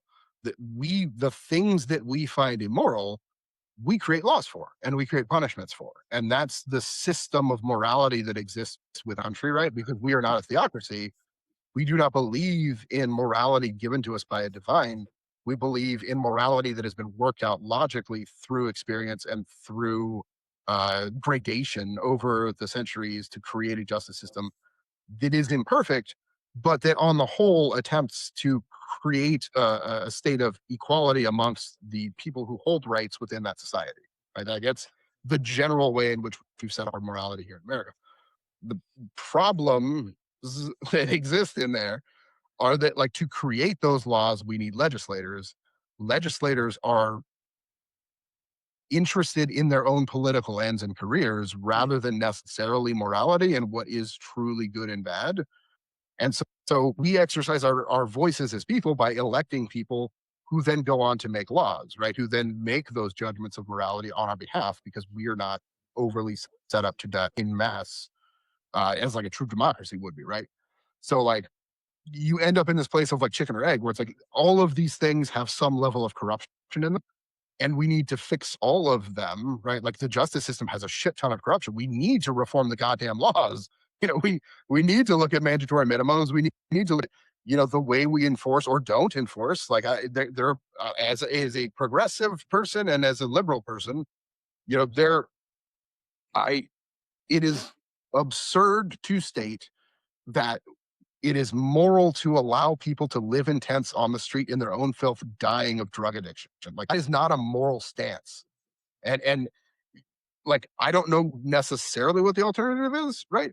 But like we need to engage in those debates and not get kind of embattled into some of these like internal politics, but like reforming the laws, enforcing the laws, actually getting people off streets in some cases, and in other cases, stopping over policing, stopping mandatory, putting people in jail that are still rotting in jail right now for having, a joint on them in Texas and getting away like a life sentence, right? Like there are people sitting in our prison systems right now. There are innocent people in our prison that we know are innocent and that we're refusing to let out of our prison systems, right?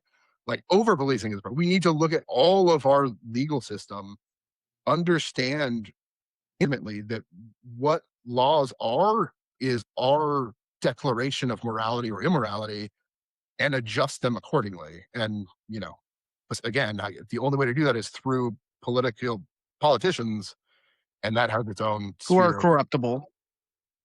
Yeah, people are corruptible. Everyone is. Judges are corruptible.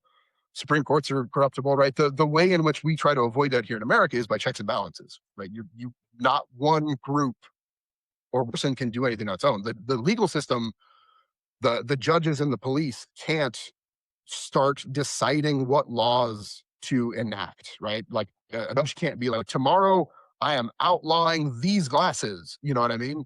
Like that power is not for them. They can enforce the laws that exist, but they can't create them. And likewise, the politicians, right, can create laws, but they can't enforce them. They have no mechanism. They can say this is illegal, but have no ability to enforce that on anyone. That is the judicial system that has that ability, right? So like we've intentionally disassociated various levers of power into different bodies that are co-equal branches of government, which in theory stops that corruption that on an individual level can destroy a country and allows for us to kind of persist in this state. Again, where we're at is technology has moved so quick and our legal system and our political system has not kept pace or understood what's happening. And like I said, now we are where we're at, and it's kind of like Iran. It's like now we're here. I don't know what to do. Yeah, like we're limited in the things that we can do, but there's a serious problem, and it exists, and we got to do something about it. You know what I mean? So stuff. So, speaking of laws, how about the draft? Yeah, we could say. So I don't know. I honestly was not. I haven't heard. I heard one brief thing where they are talking about requiring people to register. Is that what they're talking about? Register As for far the as I'm draft. aware, the draft was always a thing. Like it never went away. It's just we weren't using it, right? Like it's not like we outlawed drafts at some point in our society. It's just a draft is like it's kind of like martial law. Like you can declare martial law. You can declare the need for a draft, right? And so, as far as I'm aware, this would be them making that declaration if that's what they're trying to do and saying like we think that we might need to have the draft in place. I don't know if We should probably look it up because I know that part of it is they're requiring everybody as soon as they turn 18 to register on some government forum. yeah. But what that means, I don't know if they're going to pick a percentage of every person who registers each year for mandatory service or what. So what's interesting about that to me is like, and I see Frank tapping away, so maybe he'll give us particulars on this. But if that's the case, like if they are trying to institute a draft without the need, right? So you're trying to say everyone 18 has to be on this list, and we are going to randomly grab 15%, and we're going to force you into service, even though there isn't an actual military crisis, right? We're not doing this because we need more troops in Iran. We're not doing this because we're going to go to war with Russia or China. We are doing this just to enforce uh, body counts in the military. I mean, I would imagine their defense of this is like we've seen lower and lower enlisting rates, and they're probably trying to deal with that by saying we need to remain ready enough should a conflict arise. And because our levels are so low, we need to institute a draft to get the numbers up.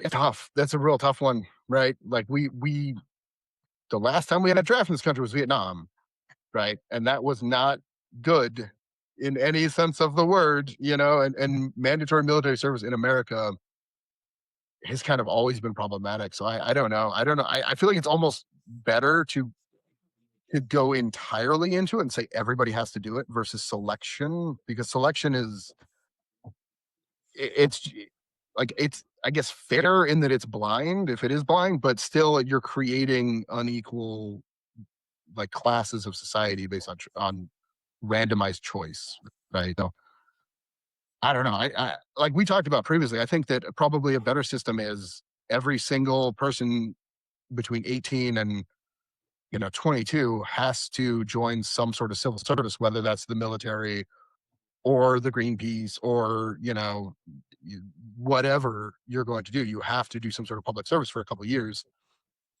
I think that would be the better route, and you would get higher enlistment rates that way, right? You still have a choice. You're not saying those 15% that get picked have to go into the military. You're saying the people that are picked have to engage civilly.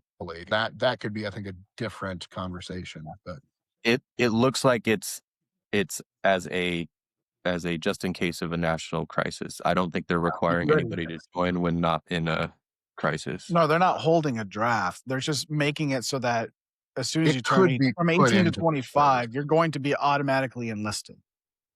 Or registered. Yeah. Sorry, not enlisted. Those are two big That's different something different.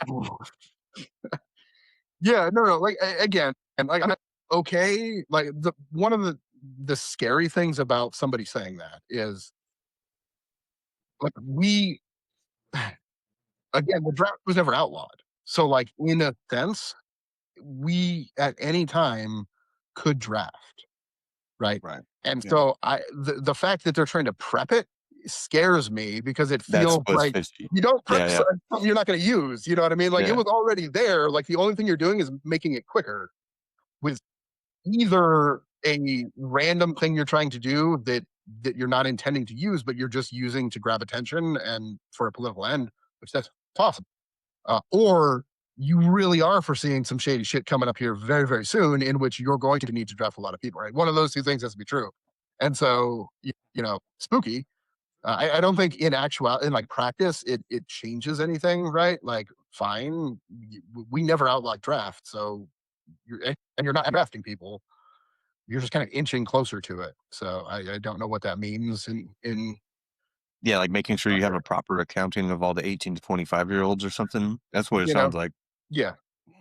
I would be much more again, we talk about like cultural, like the ways in which we can try to create a better culture. I do think, getting those kids from that time period to engage civilly is something that we should not shrink away from the country. And I think even doing more of that within like punishments, I know that's sometimes a thing that can happen when kids of certain age get into trouble. Sometimes judges will be like, "Hey, you can go to prison for 5 years, or fuck you, go join the military." You know what I mean?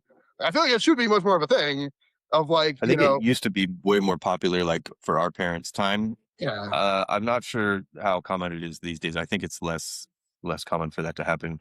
yeah. Which like I think that there's a lot of logic for certain types of crimes. Like obviously, you don't want to do that for a rapist. Yeah, you don't want to do that for like a child molester. You don't want to do that for somebody who's murdered a bunch of people, right? Like there are certain crimes you wouldn't want to offer that for, but for certain things, where especially where you can tell like this is a kid who's committing crimes or who is lashing out, who has had a bad child, and where you can kind of morally suss out that these crimes are building and you are going to get to a place where you do kill somebody, or you do commit some sort of horrible act. But right now, you're committing petty crimes. And as far as we can tell, a lot of this is because you've never really had a good family life. You've never had good education systems. You've never had good society around you. And it's not your fault, or it is because we all make our own choices. But the cards are stacked against you. I can see that. So let me help you instead of me sending you to jail, which you're just going to go further down this hole of criminality and recidivism and all these things. Go, you can join the military, you can join Greenpeace, you can join these things, but you have to go do these things. And you're going to leave your little bubble of wherever you live, and you're going to go join this thing, and you're going to go do this for multiple years, and you're going to learn a hell of a lot about the world. And by the time you get back, you're going to be a different person. You're gonna look at things way differently, and not be so narrow visioned into all I have is this kind of life of criminality that's around me. I think that is a legitimate way to try to break those cycles, and we should be doing that a hell of a lot more for some of these smaller crimes, for sure. You know, How about Slippery the slope, I think, because then you have people who are generally, maybe because of their lacking support system or whatever the reason being, they're irresponsible, right? And then you have those people that are going to be taking posts that require a level of responsibility and accountability that maybe some of these, what you're talking about is criminals holding these posts. I think what you want are people who want to hold those positions, not people that were forced. They're not willing to lay down their lives to save innocent people because they were forced to be put into well, that. but then you're against a draft in general, because that's what a draft is, right? So, like, a draft is random assholes and A draft forcing is them a into draft. measures they're not for. To But be, my point is it's this: like like, we indentured fought for. servitude because you're a criminal. No, it's not indentured. Like, you are Similar. given a choice. Like, Well, you are guilty of a crime, and this is the thing, right? People talk about the 13th Amendment. I want to say abolishing slavery.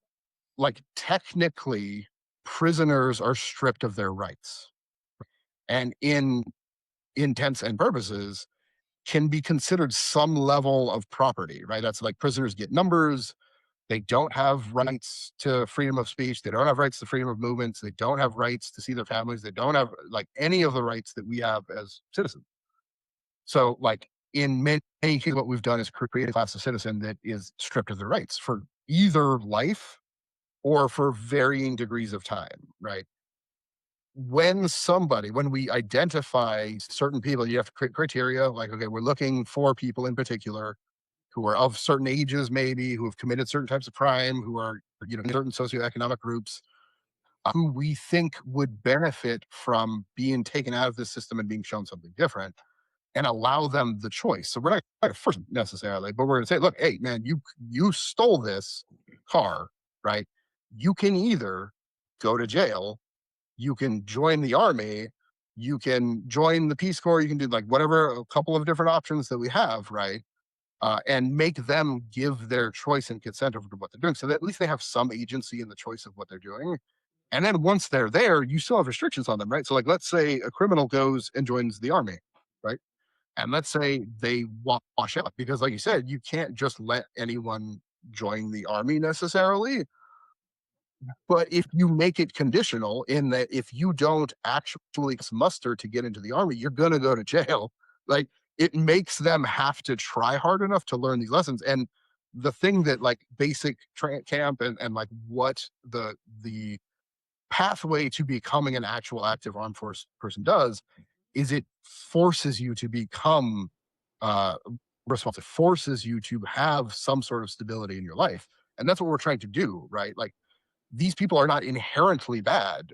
Like, no one is inherently bad.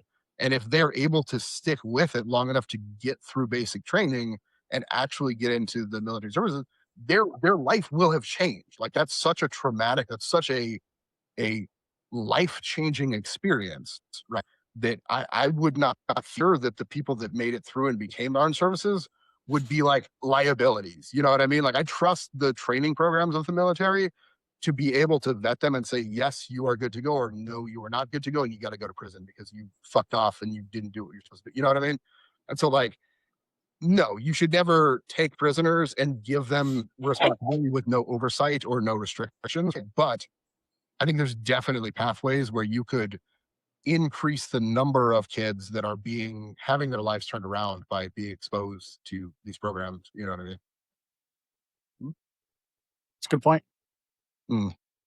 But I think the more general one, right? Like, let's just do it. Public service, 18, 22. You got to do it. Everybody's got to do it. I mean, the hard part of that, I guess, the big question would be, what's the consequence for not doing it? not going to college. Or you're not allowed into college. No. If you're saying, I thought you were saying mandatory public service from 18 to 22, Oh, and so you're those are saying, your. Oh, yeah. for 4 years. Oh, Well, I I was thought that that's what you were saying is we should do a mandatory public service You for should. ages I'm 18 to thinking 22. for that time period, right? Maybe like if you do get into college, you could add exemption, right? Like if you can show that you're going through college, and like I got into Harvard or whatever, USC or something. Like, yeah, go do that, right? Because getting that education is important. But if you don't have those things, then you have to spend 4 years doing some sort of, public service. The question I had is, what happens if we say you have to go do this public service and you say fuck off? Like, what do we do to that person? Do we imprison them? Do we fine them? Like, what is the mechanism that would actually force them into doing that? Right? That again starts getting a little bit sticky because like if we're saying like with the army, if you institute a draft and you don't show up, you go to jail. You know what I mean? Like that's why, like in countries that have mandatory military service, there isn't you will go to jail. Like we will throw you in jail if you what if you don't do can't this. like own property? Like if We you'll could never be maybe able to think of own property, or you won't have as much rights as like typical citizens do, right? Like you that won't be could be able a to way. vote in elections. You can't vote in local elections and things like that. Potentially, there's That could ways be you can something. incentivize that. Mhm. Also, I don't know. You could Uh, monetarily incentivize it. You could say like, look, if you go do this for 4 years, we will give you $100,000 or something, like that. Maybe that's insane because the amount of people that would go through that program would be really high. But like maybe there's a way to incentivize it financially where it's like, we will, or give you like a really good home loan. Like you go through this program, and by the time you get out of it, we will give you a government home loan of like 2%, something that's like, oh shit, like, oh damn, like that's crazy. That's middle class. You're saying I go do this and that I have access to these things I never had before. Like that's massive. Everybody, and if you're stupid enough to not do that, right, then you're kind of taking that in on yourself. You know what I mean? That could be something for sure. well, they can start implementing universal income that way. It's like, hey, if you serve Univer- this many years, you can get a certain dividend or whatever Yeah, every month or something along those yeah. lines. A That'd be retirement fund, a pension, right? Like you're able to get something that will help you later on. I think that's really not a terrible solution. And then you have, kind of a solution to some of the problems of low enlistment rates, and low workforces for a lot of these positions that really need them. One of the things I guess that would be problematic is like 18 to 22 is, all of your McDonald's workers and janitors and your low end workforce, right, is that age group. And if you now tomorrow say everyone at that age group is otherwise occupied, who's gonna backfill those positions, right? Like you're gonna have suddenly a hole of workers, of millions and millions of workers that we don't have anymore. Like maybe we get to a point with AI and robotics and stuff where it's not really a problem because we can avoid the loss of workforce, physical workforce. And we can shift people to doing things that are more good for society than flipping burgers and shit like that. So like maybe we get there at some point, but I think we're I mean, we're getting there. I think we're on our way there to be, the replacing some mundane like yeah, jobs like flipping burgers, right? You can just have an arm that does that with robotics. You don't even need a full robot, right? mhm. So Yeah, no, I mean, I think that's my fear is that we will not make it because we end up kind of eating ourselves in our own stupidity. And that I think is a realistic, dangerous fear as we've been seeing, public events happening. You're never quite as far away from total human annihilation as you would like to be. And at any given moment, that could start to kick off for a lot of different reasons. We got, I just attended a safety summit with the utility up here, a big one. They had like all the contractors come in and 130 people, and they were giving talks on safety and stuff like that. And they were doing wildfire in particular, and they were showing the graphs of the temperatures, the dryness, the low snowpack, the forecasts, the fact that like the highest 10 years of temperatures ever recorded in human history have been within the last like 15 years. Like it is absurd, the fact that we have so much microplastic in every aspect of our world, like if we can manage to survive long enough just on the environmental front, then we have the whole political front of insane, stupid shits that keep deciding to pull us into wars and, get perilously close to nuclear holocausts and God knows what else, and so that's a fear, and then on top of that, we've got the whole social media turning our own populations against one another and threatening civil war and, just general unrest, which disturbs all of our progress scientifically, right? Because we're so disjointed as a society, so like you could be very pessimistic. I would like to remain optimistic, and I say I am, and I think we'll get there. But like, goddamn, that's a lot of shit to stack up and be like, these are your problems. Have fun solving them. Oh, What do by you the way, guys they're all make? self-created. What do you guys make of those missing scientists? Oh, that was pretty crazy. It's nice that they're I don't looking know into anything it. about. Yeah, I didn't. Dude, I I mean, know. a lot of them disappeared with no tracking devices and just like their boots, no wallet, no glasses, and a couple of them took handguns, and that's it. And I then know there was one of them. one woman scientist whose neighbor was like, I don't know, conversing with her at some point, from across the yard. And then this was like happened within, a matter of minutes. She was like working on her yard or doing something along those lines. And then she kind of like poked her head back over and she was just gone. Like she just Mhm. literally disappeared. So Hmm. the circumstances around some of the disappearances and some of the deaths, and you even have that one scientist, another female scientist, saying that she had been conversing with this guy, saying, "Hey, if I wind up dead and they say that I committed suicide, I am not suicidal. If I am found to have been poisoned, I would never poison myself." And she released kind of like this affidavit essentially. And it's pretty interesting. And these are people, and three of those people are actually worked together. So there's a pretty strong correlation between all the different scientists and the fact that they're all in very high level energy departments that deal either with nuclear. One of them was working on anti-gravity stuff, right? And then now you have David Wilcock, the famous Yeah, UFO he's the guy. searcher. He wound up dead too, dude. So Yeah. apparent suicide, right? So Right. My favorite. curious. Yeah.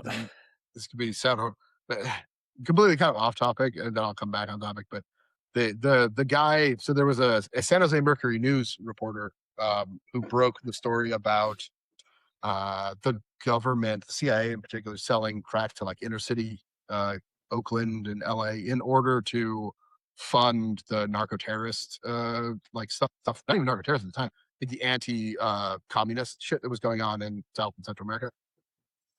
And he was found dead, shot twice in the back of the head, and it was ruled a suicide. Nice. Like twice in the back of the head, and it's ruled a suicide. Like, holy shit, that's small faced. And another thing with these scientists is that none of the deaths have been autopsied. So why was that, right? Well, some of them haven't been found, right? Well, they're all missing. There are Yeah, some missing and some dead, right? And this has the happened in missing the ones, there's period of nothing the to last 2 autopsy years, since necessarily. 2023. And then I I- saw recently that the same thing is happening in China, where they're missing a bunch of scientists that have been working on similar It's not happening in Russia. areas. It's the damn Russians. You know what would be? Here's a total theory that I'm just making up off the top of my head, unless I stole it from something. What if? Actually, I did steal it from something. It was Bioshock. What if all the scientists have been secretly building a colony on like Antarctica or like at the bottom of the ocean, and they're like, guess what? Fuck all of you. And they just go away. And then they like essentially hold the world hostage and go, look, we're not doing this war shit anymore, or otherwise you're not going to have the internet and you're not going to have any economies. And we're going to shut down all the smart shit you people don't understand how to do because we're the smart people and you're fucking not. And they just like take over the world. Maybe they were aliens and they just went back home. Yeah. Elvis is not dead. He just went back home. I mean, people go missing, every day. People die every day, right? But these are very specifically fields of work, like very, very specific fields of work, and they're very related. And for that many people from that sector to go missing in that period of time is kind of interesting. If I'm gonna put on my skeptic hat for a minute, because that's the hat that I always wear. You have the only thing we know is that these people went missing or died. That in and of itself is not proof of anything. Even the fact that it happened in a particular space, even across countries, super random, right? But I said, like, people do die every day. I pulled up the report here. I was curious about it. I asked how many people go missing every year, never to be found again in USA. So in the United States, this is according to Copilot. In the United States, about 600,000 people are missing each year, according to the thing that does that figure. How many are never found? It says the exact number of people who are never found is not precisely tracked. But the data shows that only small fractions of missing persons are identified or located. In recent years, system has recorded roughly 4,400 unidentified bodies discovered annually, which that's about 0.7% of missing persons are found but cannot be identified. The rest are either found alive, located as deceased, but identified or remain missing. Active cases contain about 93,000 active person records. Over 25,000 missing persons cases remain open at any given time. Resolution, it says 89% get closed within the same year. So like a lot of them do get resolved, but you're still talking about like tens of thousands of people who go missing and are just never found again, for one reason or another. There's mental health, there's random accidents, there's, any number of crazy explanations for all of this. But you're right. You stack up enough things that are coincidental to be like, it's hard to look at this and not see some other thing, instigating it. But that Well, there doesn't was some very necessarily important people. mean. One of them was like a general, right? Well, And but I think he was a retired general. He was not an active duty general. I think some of those people were kind of like no longer in. One of them, and I think the wife pushed back pretty hard on. I think that was the general guy. He did have like some levels of dementia or something, and was retired and not involved in anything anymore. And so, and even maybe like it's you have some percentage of this that is completely innocent people dying randomly or disappearing. Yeah, but maybe there are some of them that got hit for one reason or another, like maybe there's something going on, but it's like hidden within the larger thing that happened too. Like, it's always a possibility.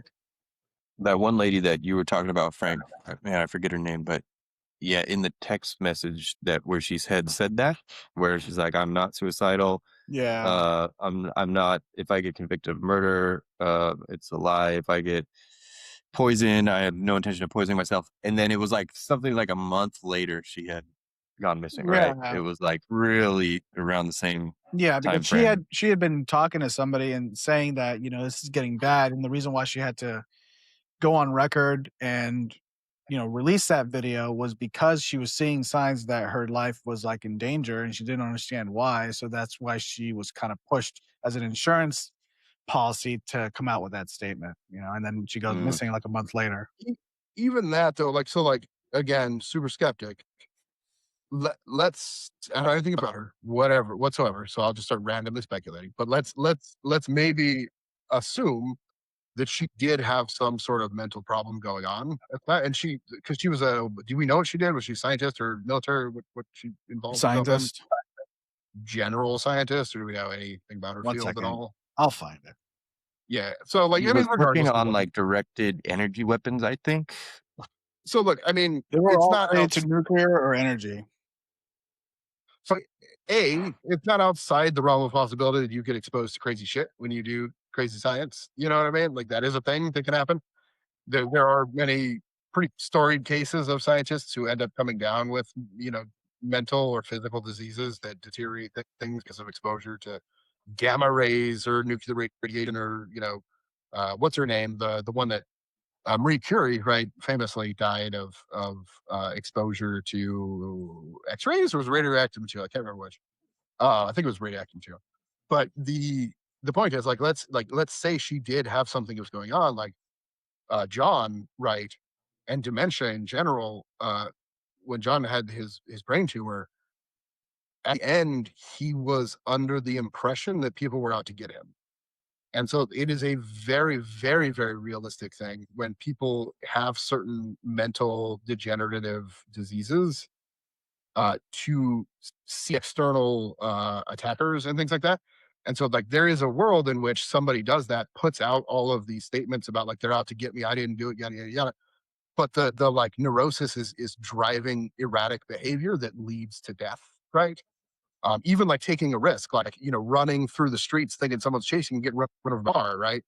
Like, that can look like, especially if you put out a document saying, like, I didn't kill myself, I didn't, I would never do this, they're out to get me. And then you run into a street and get hit. You're like, who was chasing her? Like, the CIA was after her and they were chasing her. Like, it's easy to jump to a conclusion without knowing anything.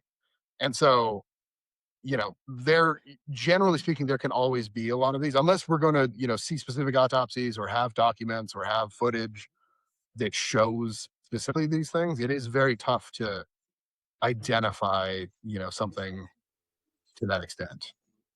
Yeah, and it's tough because it wouldn't be tough if the CIA was not known for doing stuff like Yeah, that, yeah, yeah. or You bad can also actors were not aware, for known. sure. Like, you can't rule it out. You know what I mean? Like, there's definitely, you look at stuff like this and you're like, yeah, for sure.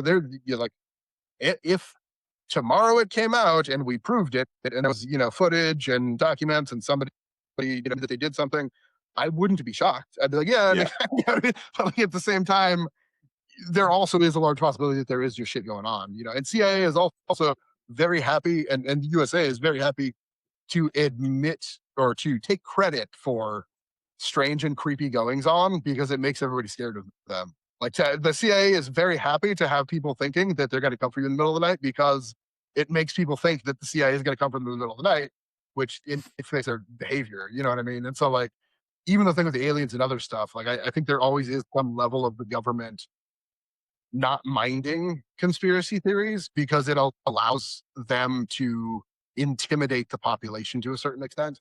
And so, how much of it is real, how much of it is smoke and mirrors, how much of it is them taking credit or allowing people to believe that they did shit that was just natural or random circumstances, you know what I mean? That's almost impossible to ferret out. But yep, it is impossible. mhm, But yeah, very curious. So this yeah, guy, the general that I was talking about, he was a retired Air Force general, William yep. Neal McCaslin, disappeared on February 26th, 2026 after leaving his New Mexico home. Rumors about McAllis connections to alleged UFO programs sparked questions. Let's see here. What did he actually During his tenure at the Air Force, McAllis oversaw classified space weapons programs and was head of research at the Wright Air Force Patterson. So it's kind of Mhm. interesting. Yeah, I mean, like, even then, right? Like, even in that statement, right? Rumors of, is like, it's, yeah, like, how much do we ever Well, it know, wasn't right? rumored that he worked on classified No, space weaponry. That's not rumors. yeah, but That's pretty high profile. well, for sure. But that, again, I mean, there are many people who would have worked on programs involving And then space his weapons. former colleague is another one of these scientists, which was Monica Jacinto Reza, was another Sure. GPL employee who disappeared on June 22nd, 2025, while on a hike. And this is the one where it was, so let's see. It was actually that she was on a hike. Let's see. Police say Reza was about 30 feet behind a person she was with, smiling and waving, and the person turned back around. She was gone. Mhm. So How, well, so how old was body was he? never recovered. Yeah, but how old was the guy? Guy, when he actually went missing, I don't know, but he looks pretty old. Maybe 80s. So, I mean, again, like, there are a lot of, like, first off, in order to a helpful thing I've seen, but like when I try to think about conspiracies, it's like why, right? Like why sometimes can undo a lot of the conspiracy. So as of now, we have a connection to what could possibly consider like secret information, right? So they working on technologies that would be very secretive and useful for military operation. Though, like they could have information where if it were to be divulged, could be damaging to the United States or the CIA or any other number of groups. Um, we have a thought that they were involved with the alien thing, right? So again, if they have insider information on alien activity, right, that would possibly mean that like that information could have gotten them killed. But in all of those situations, they seem to have lived a very long time without divulging anything, right? And as Tying up far as I've loose seen, ends. well, but an 80-year-old loose end? Like we're gonna do this I now? don't Like know if he was 80 years old or not. well, He's but I mean living. 70, whatever it is, like he's been retired for a very long time. These things usually get triggered by like so if he was talking to a reporter, right, and was about to do like, like if there is something that surfaces that turns out there was some dialogue between him and a Guardian newspaper reporter that was going on right before that gets some evidence that like he was going to try to say something, right? And they killed him for it. If there's nothing, and especially because it's multiple different people, if there's nothing for any of these people, it's like, well, why would they kill them? Like, like there's not a lot of reason it seems to do this from a governmental standpoint. They seem to be law abiding, happy with their work that they did, apart from that one that apparently said they're coming after me. But even in that, did she actually say like it's the government that's doing this, or why wouldn't she just come out and say what it was that like why go to the trouble of saying like someone's coming to get me, but not identify who it is if you know who it is, you know what I mean? Like there's layers to that where it's like this there are holes in a conspiracy because when you ask the question why more questions pop up. You know what I mean? They're not clear cut. Yeah. Um. Okay. So apparently, her texts were to her friend. Um. Been working on some tech proposals for DHS for bio threat with this whole Russia thing. Forgot about blank while I was tied up with that. Someone has been burning me to a crisp while I've been working on the DHS stuff. So now I'm not sure if now is the best time to stick my neck out on TV. It's complicated. Some new kind of DEW I have not seen before. They melted the window blinds doing it, and then that's the end of that one. Oh, so directed at energy weapons, you're saying? Interesting. Yeah, and then there's the text of her saying I'm if I get Suicided. suicide or Yeah. poison, Poisoned. convicted of murder or poison. So that one is fishy. A lot of these out of New Mexico too. Have you guys noticed that? I didn't notice Not that. well. Yeah, one of the like I mean that one definitely is the most. I think that one probably has the most weight to it if she and especially if it's proved like if we do know if she actually is working on these things, that's a known thing.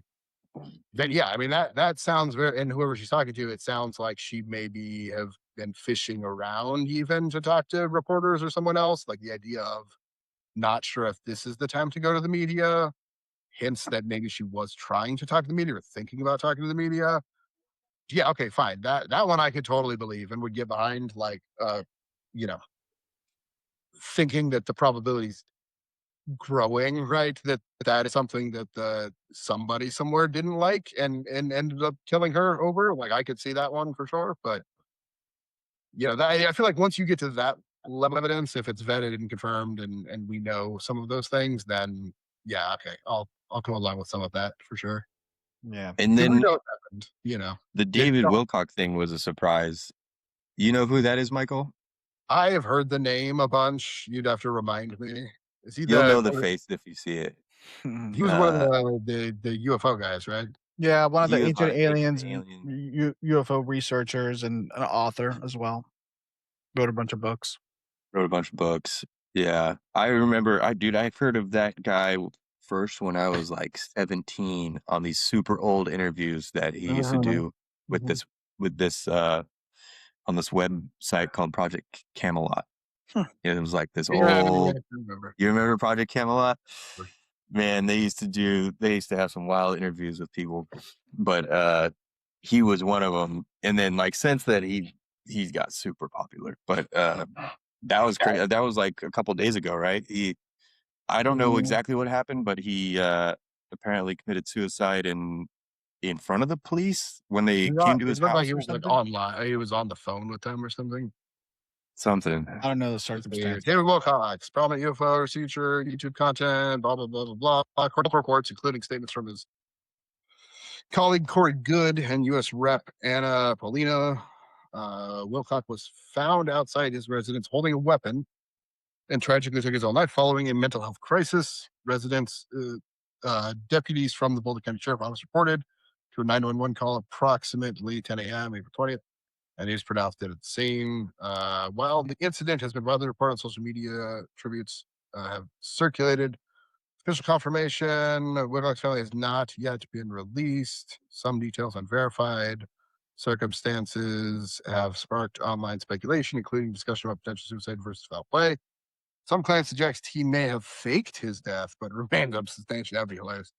Wilcox's biographer reportedly passed away just 2 days prior, adding to public intrigue and speculation surrounding the events.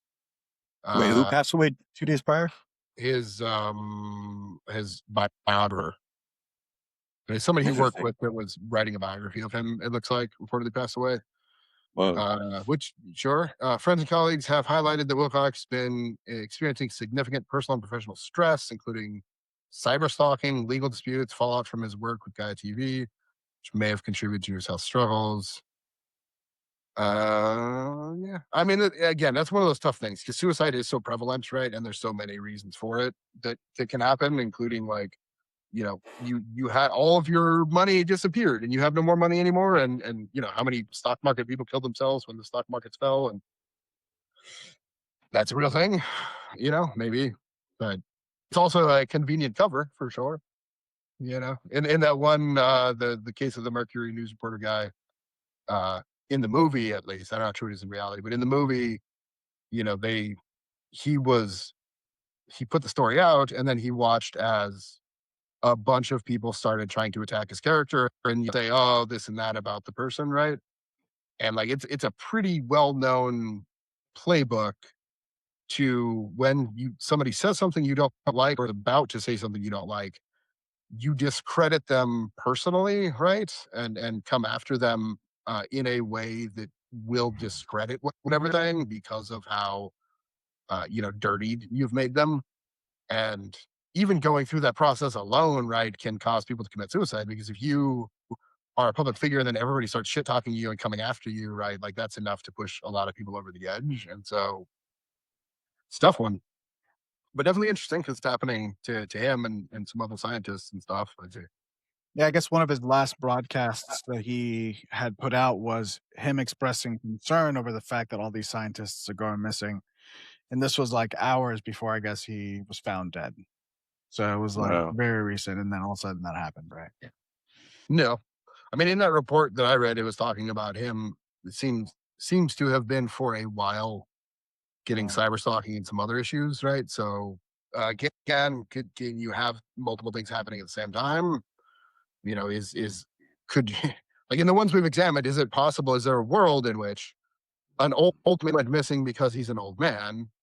A scientist working on weapons who maybe thinks it's immoral is going to talk to the news and gets killed by the government, and then a man who let's say who knows what he knew about what he knew, but who goes through trauma and dies, and all three of those things happen relatively close to one another, making it look like all of it's connected, right? Like there's a world in which that's true. So, but yeah, it's the advantage of the government is that they have all of the answers or have access to all the data and can choose to hide and let out what they would like to let out, and there's not really anything anyone can do about that except for to play and guess at what may or may not have happened. Yeah, you don't know if the government kind of stepped in and said, "Hey, this is the story you're going to release about this," right? He had a mental crisis and he used this weapon on himself, and Or if they're that's what the official report was from the police officers, which we also strong armed into complying with this. So, the other I mean, even there, right? Like, the government's smart. Like these assassination attempts and people that like have like CIA level, like how deep are we going to go on this people, right? Like if you don't like somebody and you're not under a time constraint to kill them and you're trying to make it look very much like they committed suicide, for years attacking somebody publicly and harassing him and making his life uncomfortable lays the groundwork to actually killing him. And people being like, well, yeah, he had been under stress for the last multiple years. It's like, well, yeah, but that was the CIA too. They were fucking with him for 4 years, turning his life upside down to make it a living hell, to give the impression that like suicide makes sense. You know what I mean? Like, uh, and that's not beyond some of these people. Like when some of the things that we know about the official attempts of assassinations that they've actually talked about, like they go deep. Like they think extremely long term about some of these things, in terms of assassinating leaders and stuff like that. So realm of possibility, maybe, but I think for me, the one that is probably the most interesting is the one that talked about the media and who was apparently working on weapons, because that's something that, yeah, if you're going to out some sort of program that is that level, then, yeah, you better be very careful. And if they could have, they would have killed Snowden. If they could have, they would have come after some people and they would have killed him. If they had been able to get a hold of him, you never would have heard about him, and so like, yeah, they definitely will and can and do, but when that happens is always very difficult. But I would say if I had to put money on a bet on which one seems the most realistic, that one for me sparks something, the old belief canister. Yeah, supposedly the government is looking into it. Yeah, yeah. Well, they always are. Well, we were already there, so we actually know what happened already. We'll look into it. Yeah, yeah. Just cut to like an unnamed government official in a black office, just with all of the photos of the dead bodies. Be like, we're looking into it. We'll get back to you real soon. I'm gonna go Yeah. pee real quick. Well, what are we? I mean, I think we're kind of What at that time. Yeah. Probably we've been going since 11, 12, 1, 2.5 hours. Probably soon. About 2 hours, yeah. The people aren't sick of us yet. Blabbering on. Sick of your ass. Hold on. I mean, I've been told I'm never quite tired of hearing myself talk. No. Ooh.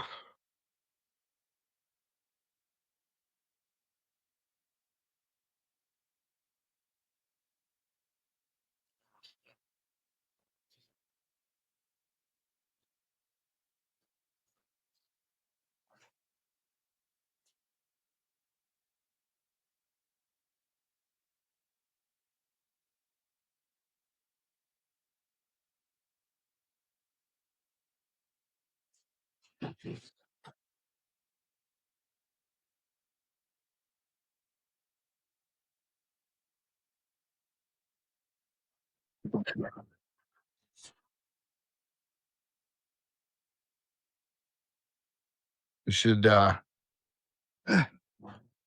check out. I think this one was pretty cool. It's called Strange Houses Uketsu. Hmm. I was at Barnes and Noble, and they had this display. I'll show you the author picture. Here's the author's picture. Mm-hmm. It's like this like creepy ass mask, and apparently he started out on YouTube as a Japanese person, and nobody knows who it is. They're anonymous, and they always dress like that whenever they appear. They speak in like with a voice modifier, so like you don't Interesting. know what the voice is either. Full like bodysuit and everything, and he writes these. They write these like horror stories. It was pretty good. Like this one was pretty quick.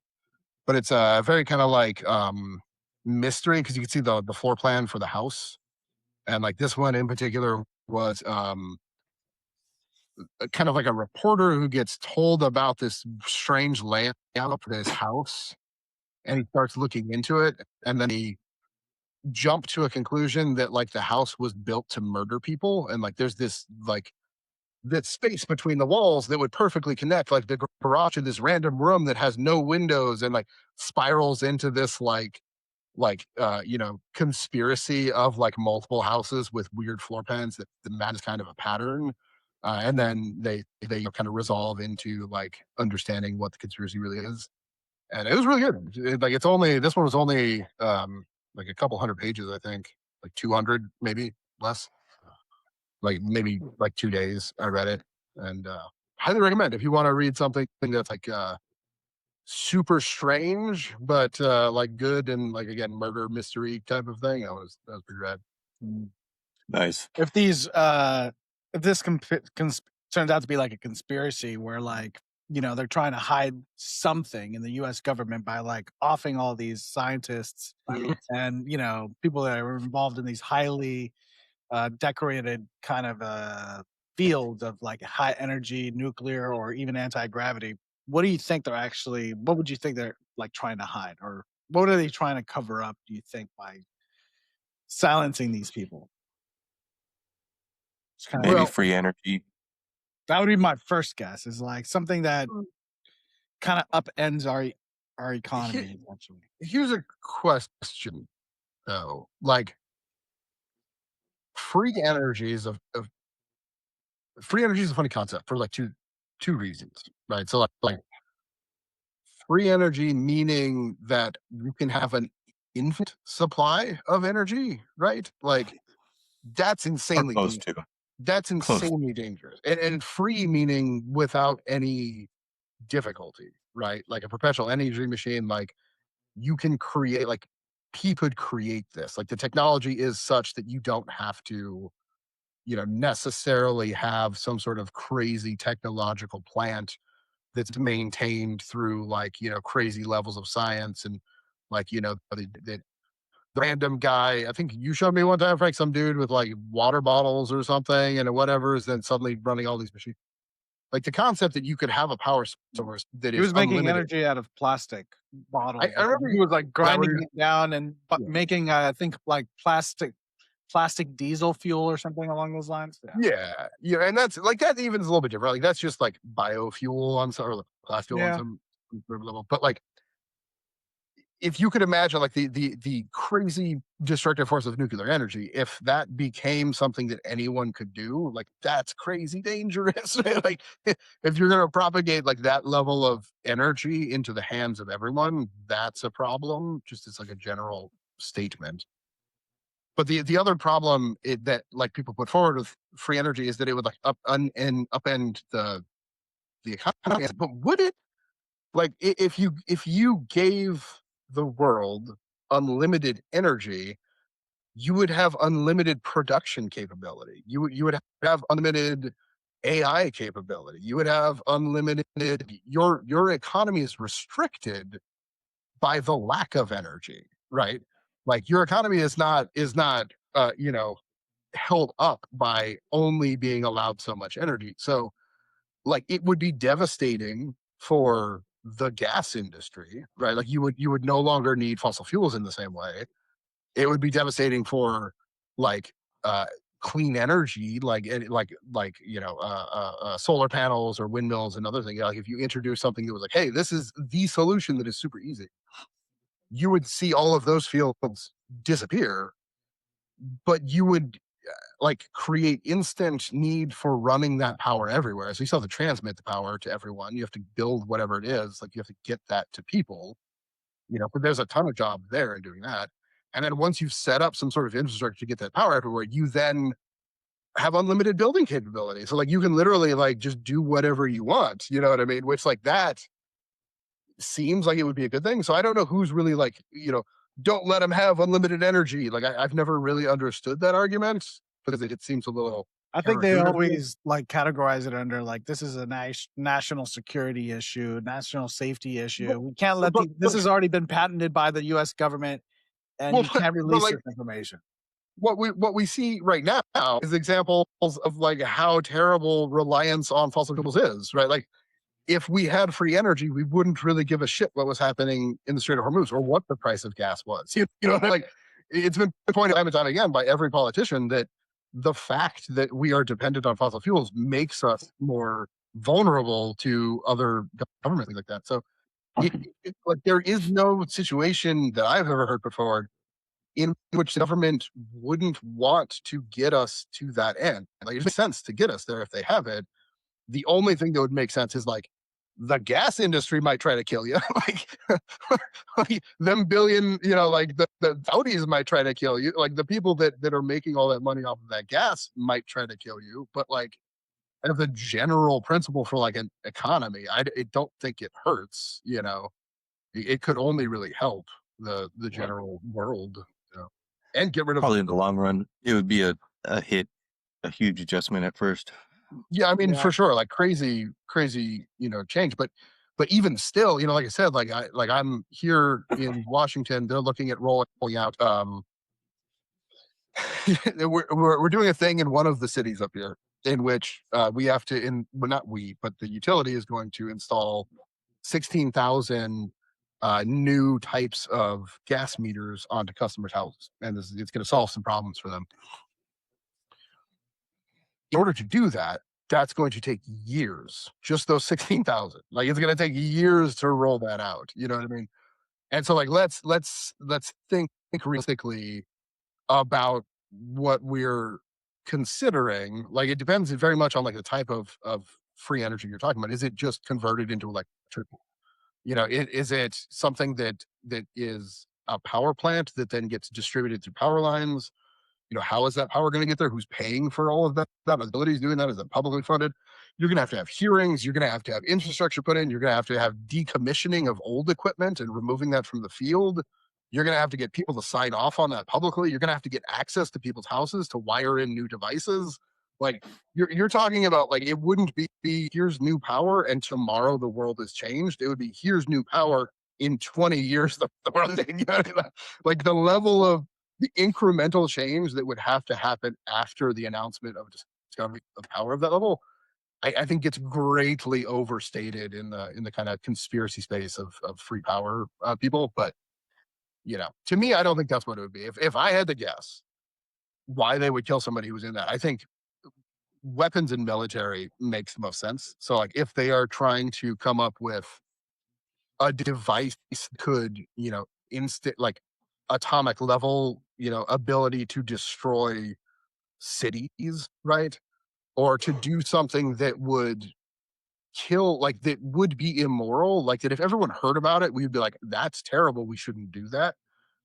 The government engages in that research and the government wants to have some of those capabilities in some cases for like worst case scenarios, in other cases because maybe they do want to preemptively use them on the Iranians or whoever, right? So like I could see a situation in which a scientist is involved in research for a weapon, or maybe even a tech, like like you're a particle scientist that studies energy and particles, and because that's your area of study, you end up working on this project that ends up getting turned into a weapon that you have a moral stance against, so you want to try to talk about this, but they don't want you to.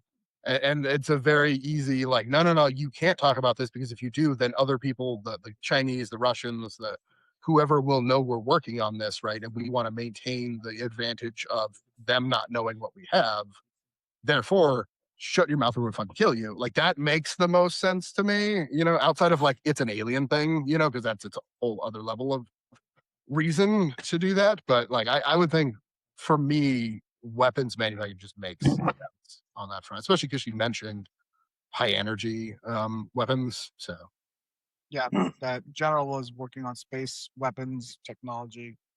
weapons, right? Like, and maybe even some of these weapons got used and no one's ever heard about it, right? And they were going to talk about it, like there's a lot of scenarios in which somebody could be involved in one of these programs or working on one of these things and want to talk about them and then get killed off for it, for sure.